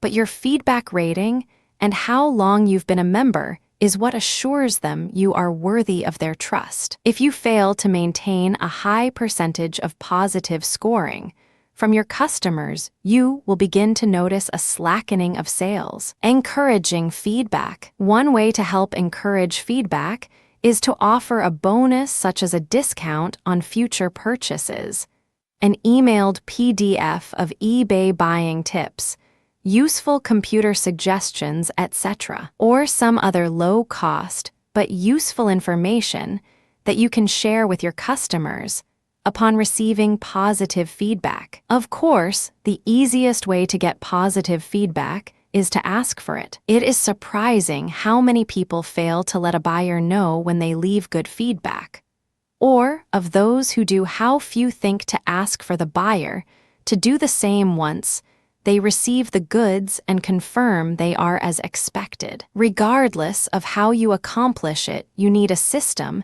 in place to remind your buyers that you are relying on them for your eBay reputation, and to remember to click and add that comment if you have met their expectations. Service after the sale. Everyone likes to feel special, and if you want to encourage positive feedback and to ensure loyal customers, one sure way to influence your customers is to spend a little extra time staying in contact with them after they receive the product. To start with, enclose a simple handwritten thank you card with the package slip and encourage them to view your other auctions and to provide positive feedback or to contact you.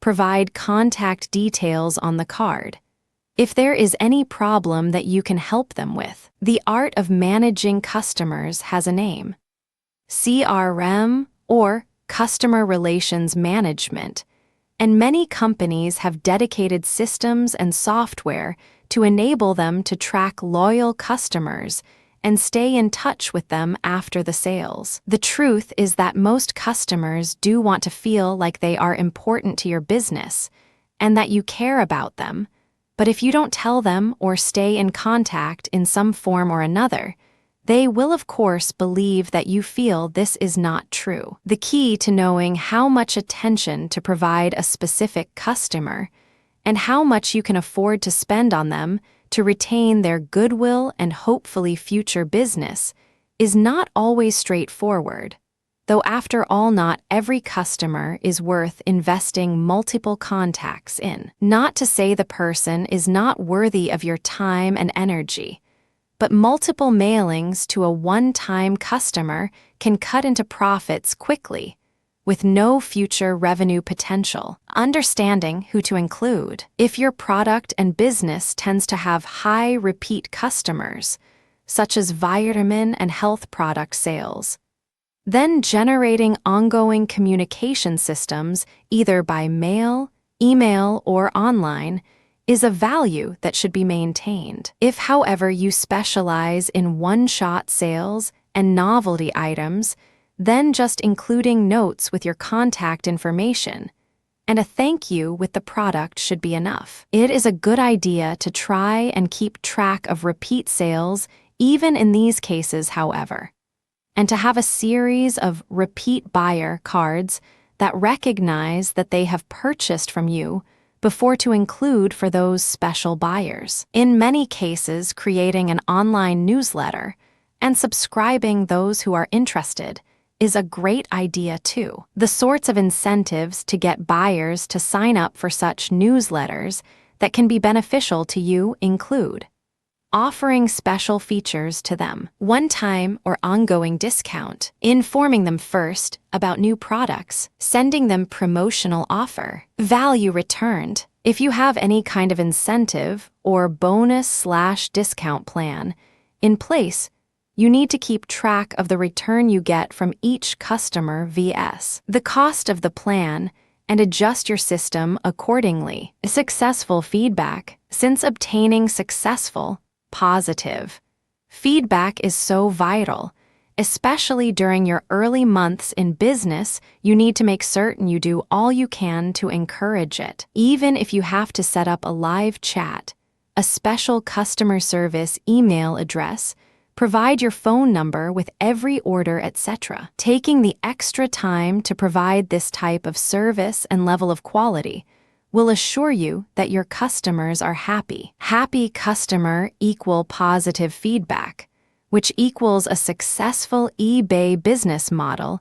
It really is too important to leave to chance, and it all starts with a little communication, both before and after the sale. 9. Creating a lifetime income on eBay. Ask any successful entrepreneur, and they will each tell you something different as the secret to creating a lifetime income and making it rich.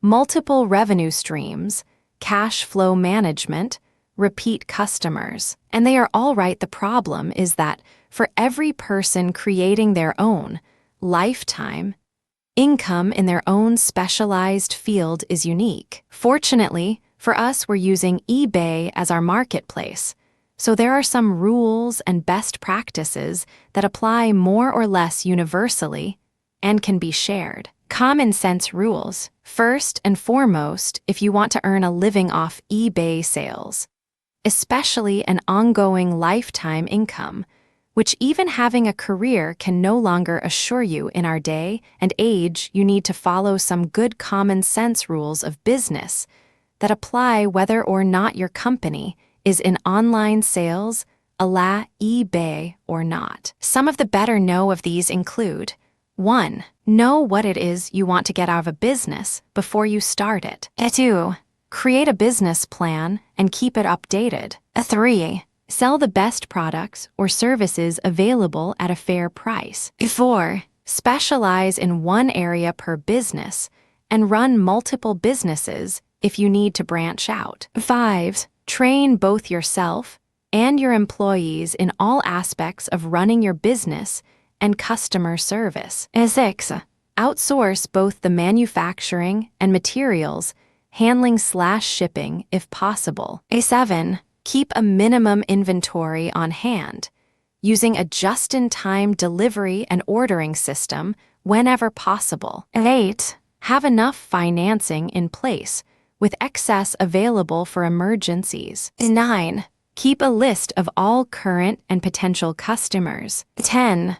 Get vendors to supply written purchase orders, outlining all terms before placing orders with them. 11. Test market any new products before you invest. 12. Be sure to present a professional image on all packaging, correspondence, and listings advertisements. Secrets of online sales. The tools and reach of eBay is enormous, but don't limit yourself to just auctions and eBay sales. Having a website and the ability to fill orders directly not only provides you additional sales outlets, but also gives you an air of legitimacy as a company in your own right and not just another eBay seller reselling the same goods that others have available. Creating your own website, even for the largest of corporations, one of the more important assets that they have available to them is their websites and the ability to quickly showcase their company and products and update that image that the public perceives on a moment's notice. As with any other aspect of business, you can delegate this task to professionals or educate yourself as needed and possibly even become a professional yourself. But having a website is vital to being perceived as being really in e-commerce. How to get started? The first step in setting up a website is to register a domain name. The internet is just a series of servers with IP Internet Protocol addresses that have associated friendly names. Reserving a friendly name and getting one of the limited IP addresses associated with that name is administered by the www Consortium. Rather than handle this all by themselves, however, they farm the actual registration to third-party companies such as Register, network solution, and other. These registrar companies will then charge you a fee on a yearly basis to reserve that name for you, and have tools that can help you find any names that are still available and who owns those that are taken. Once you own a domain name, you still need to host your site, which means you need to have an internet server that will hold the bits that make up your site and be listed with the registrar as being associated with your friendly name and IP address, so that when that entry hits an internet name server, your website is where they are directed. There are many different websites that host business pages, although a few, such as Go Web Server, simply charge a flat rate based on the throughput, the number of hits accessing your page, and leave the page administration up to you. When you buy a domain name, it is often a good idea to purchase as many of the surrounding names as you can afford as well. For example, if you buy motorcycle and find someone has put a porn site up on motorcycle, you may get irate customers who think that it is your site that their child has seen, not that they mistyped the URL in question. Building a website, a few questions you need answers to before starting the actual construction include: how many hits, users you expect monthly, the amount of information you will keep on the site, whether you want live ordering. With live ordering, what types of payments are acceptable, and how will you handle the secure payment process? Online credit transactions. One wonderful thing about having your own website rather than just relying on eBay is that you can take e-commerce directly at any time of the day or night. This is a bit scary concept to many small business owners. The thought that they can have a 24-hour-a-day revenue-generating engine sitting out there taking funds and placing orders to be filled the next time you get to your computer to check it. Of course, you have to be able to program and maintain a secure order entry system to accept those payments. Don't be afraid, though, when it comes to shopping cart solutions. There are more than enough out there already to go around. In fact, eBay's own PayPal offers an easy-to-implement system that can be incorporated into your page quickly and easily. The PayPal code is not only secure and run from their server, but placing the HTML into your page is about as plug-and-play as it can get. Merchant accounts. The other big option which most larger companies go for is to open a merchant account so that they can take credit cards directly, call them in over the phone, etc. Whether or not secure online ordering is used, many of the shopping cart companies in fact require that if you are going to be one of their vendors that you have a merchant account in addition to a payment provider, the online service accepting the card. A few of the companies in question include 2Checkout, Authorize, Net, CyberSource, and VeriSign. America, but start out with your local bank, since today Bank of Washington Mutual and Wells Fargo all partner with e-commerce providers and may already have a system in place for you. Customer support, service after the sale, is more than a catchy slogan. It is vital to continuing trust and ongoing sales. If you are truly going to promote a lifelong income from eBay or any other online business, you need to assure your customers that when they need you, they have only to pick up a phone or a keypad, and you will be there. Live chat vs. phone support. One option that is seeing a boom of late is an online or live chat mode support using products like MSN Messenger, at the very least providing a phone number and time zone with times that they can call for help should be the least you should offer. Providing your contact times and solutions,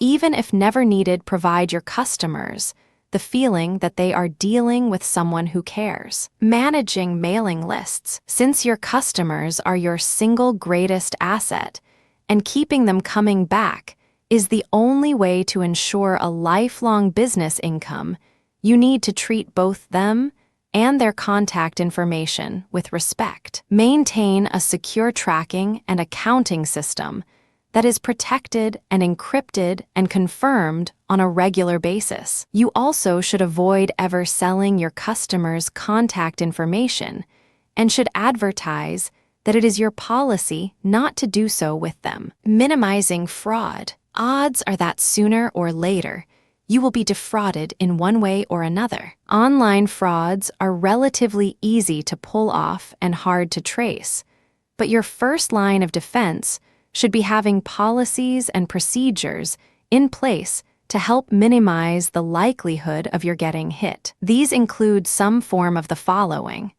Maintain a stated policy of waiting for checks and money orders to clear prior to shipping goods. Always obtain the 3-digit security code from the back of a credit card to assure they have physical access to the card itself. Make certain the shipping and billing address is the same, and if not, contact the credit card company with your suspicions. Request and verify phone numbers, and make sure they are not pay-as-you-go cell phones before agreeing to contract terms or pay on delivery items. Unique issues. Online sales, and especially eBay auctions, do come with a few problems unique to the business.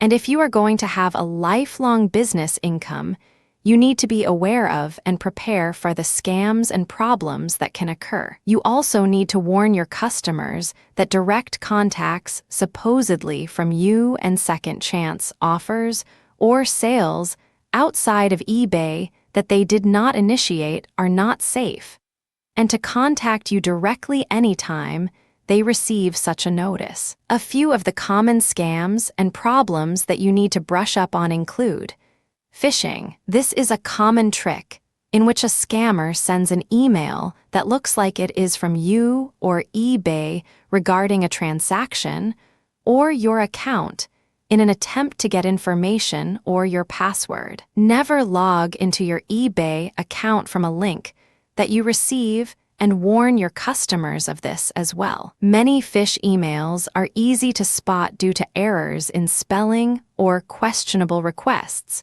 but some appear legit even to an experienced eye, so not logging in any time you have clicked a link should be a hard and fast rule. Auction payment scams. Payments handled via PayPal or other online payment methods are not immune, but typically have some security built in.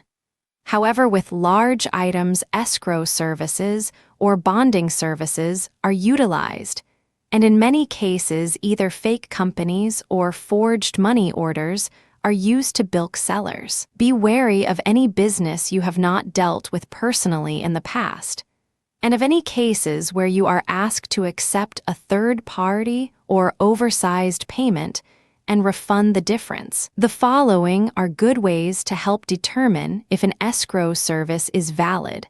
Look for any copycat sites. Escrow.com, for instance, a valid escrow site often used in conjunction with eBay has many elements from its site listed and placed on other pages to make you think they are associated with escrow.com.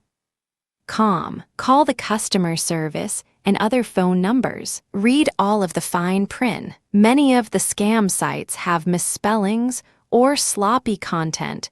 If you see this or other errors, such as the wrong company's name in the fine print, be very wary. Check the stated payment methods. If you are asked to pay a person or an agent instead of a corporate account, be very wary. Whenever possible, avoid overseas escrow companies. Being outside the U.S., you will have limited legal recourse when you are scammed. Note, it is possible that your bank won't alert you that a check or money order has been returned right away, so it is a good idea to contact the issuer of the check and confirm that they authorized it before depositing it. When you do this, obtain the issuer's contact numbers from a reliable source other than the person sending you the check. Getting help. If you have problems, some resources you may wish to utilize besides eBay include your Attorney General's office, the BBB,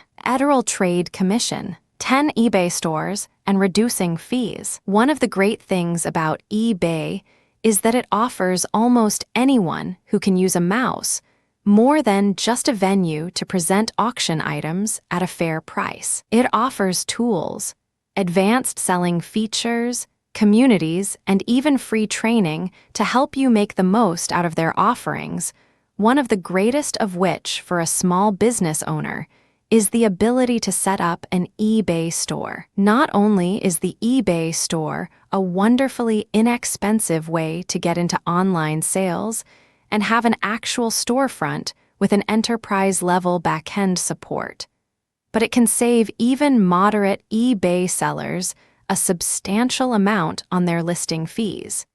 In many cases, even paying for itself. What is an eBay store? An eBay store is exactly what it sounds like: an online location for your business where you can list items that you have for sale and can advertise and promote using various tools. There are several different subscription levels which provide you a varying amount of catalog space and emails, and at the higher rates, even 24-hour customer support. In the past 10 years, eBay has come to represent over 10% of the entire world's e-commerce sales, and as such, is a valuable resource as a storefront. What this means is that many of the eBay power sellers will actually list items below the cost on their normal websites, just for the advertising and marketing power that having their goods listed on such a huge market can bring. Introduced in 2001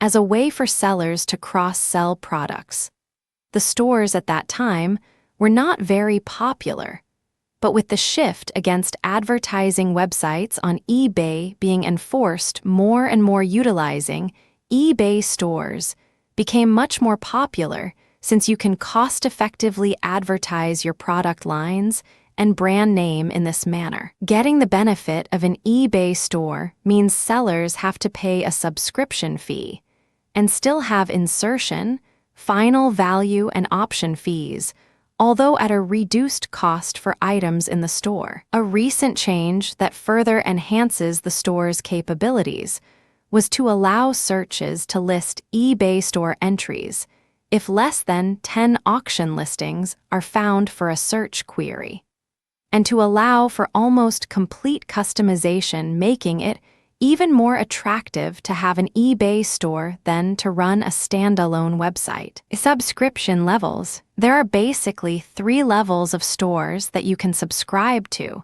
based on your needs. They break down to Basic Store. This is the least expensive option and allows you up to 5 catalog pages, the ability to send up to 100 email newsletters a month, and is a good way to investigate online sales. Featured Store. The Featured Store has twice the catalog pages and allows you to send up to 1,000 newsletters a month. It also provides access to several sales report tools and summaries to help you keep track of how your business is doing. Anchor Store. This is the highest level store, which offers pretty much all the catalog space and newsletter emails you care to utilize, as well as 24-hour customer support. Note, both Featured and Anchor stores also have several promotional dollars.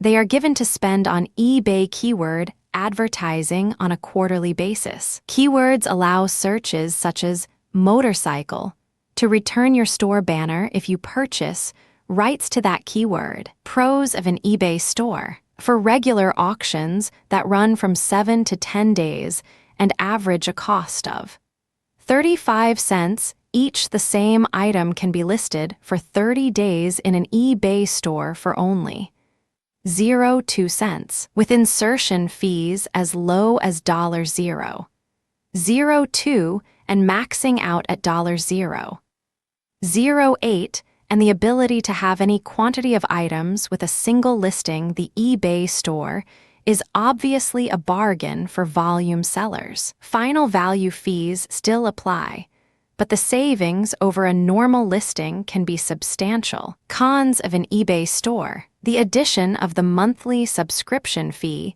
can increase costs to low or mid-volume sellers if they do not sell enough items to make it up in listing savings. Your products will not show up in regular listings and will only show up in searches if 10 or fewer hits from regular auctions are found. Deciding if it's right for you. The best reasons to have an eBay store is to reduce your costs on listing fees and to allow buyers who want an item now and can't wait for an auction to end to find and use your stores.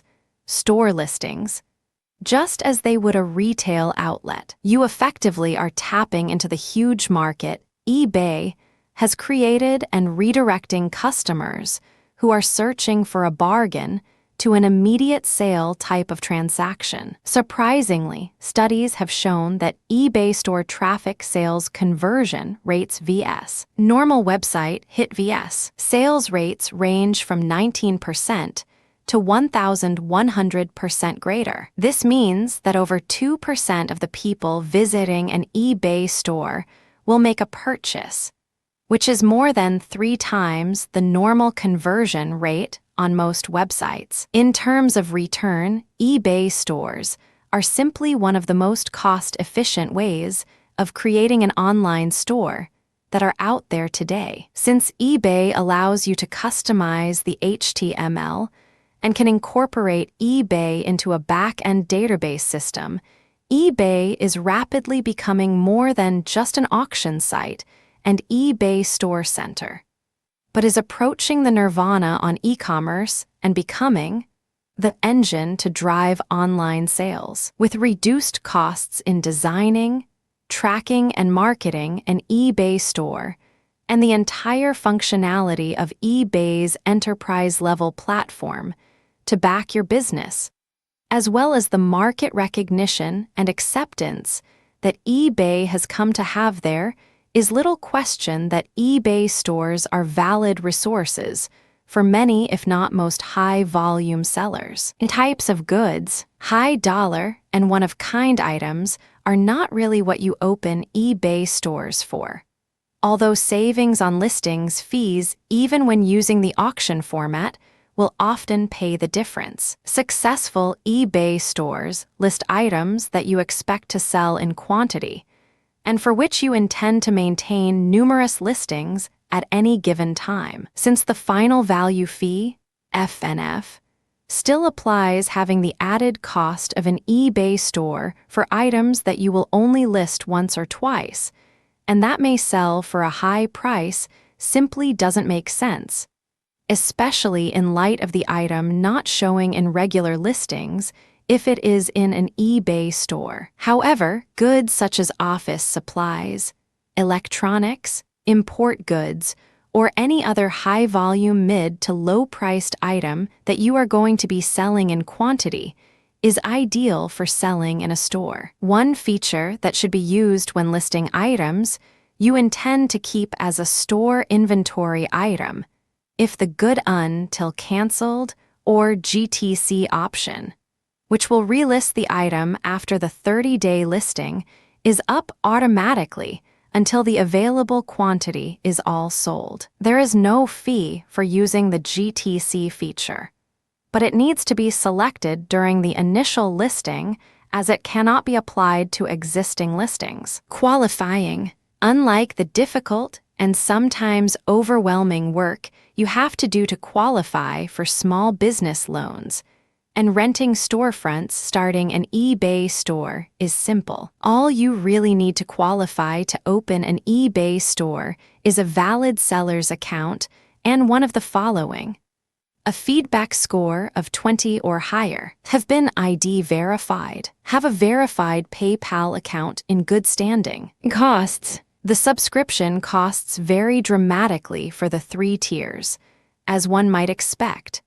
But unlike most auction and online store companies out there, eBay has priced its entry level at a low enough price that anyone, Even the part-time eBay seller can take advantage of it. The basic store is priced at less than $16 a month, with those needing to support a medium business aiming to the more standardized pricing and features of the featured store, which runs about $50 a month. If you need all the bells and whistles and have high-volume sales, then you will be looking at fees of almost $500 a month for the anchor store.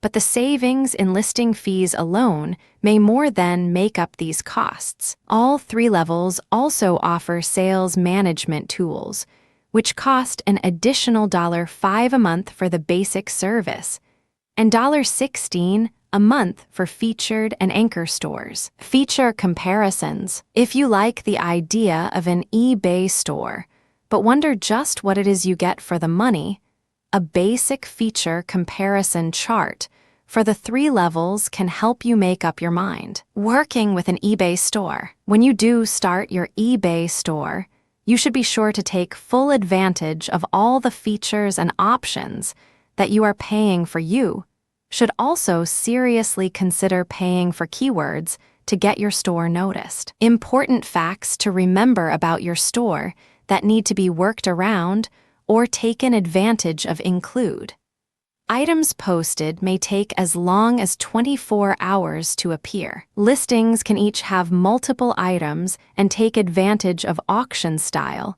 fixed price, and store inventory features. Tools like Turbo Lister 2, Selling Manager Pro should be used for bulk listings. Take advantage of customizing your storefront via the Store Design option in the left-hand column of the Manage My Store page. For goods you will always have available, consider using the Good Till Cancelled GTC feature that will relist every 30 days so long as there is a quantity still available for sale. Note, the GTC needs to be selected upon adding the listing and cannot be added to existing listings. Take advantage of eBay-approved methods such as links in listings, etc. Take advantage of store referral credit, offers to save additional amounts on your final value fees by advertising outside of eBay. Group your listings in store categories,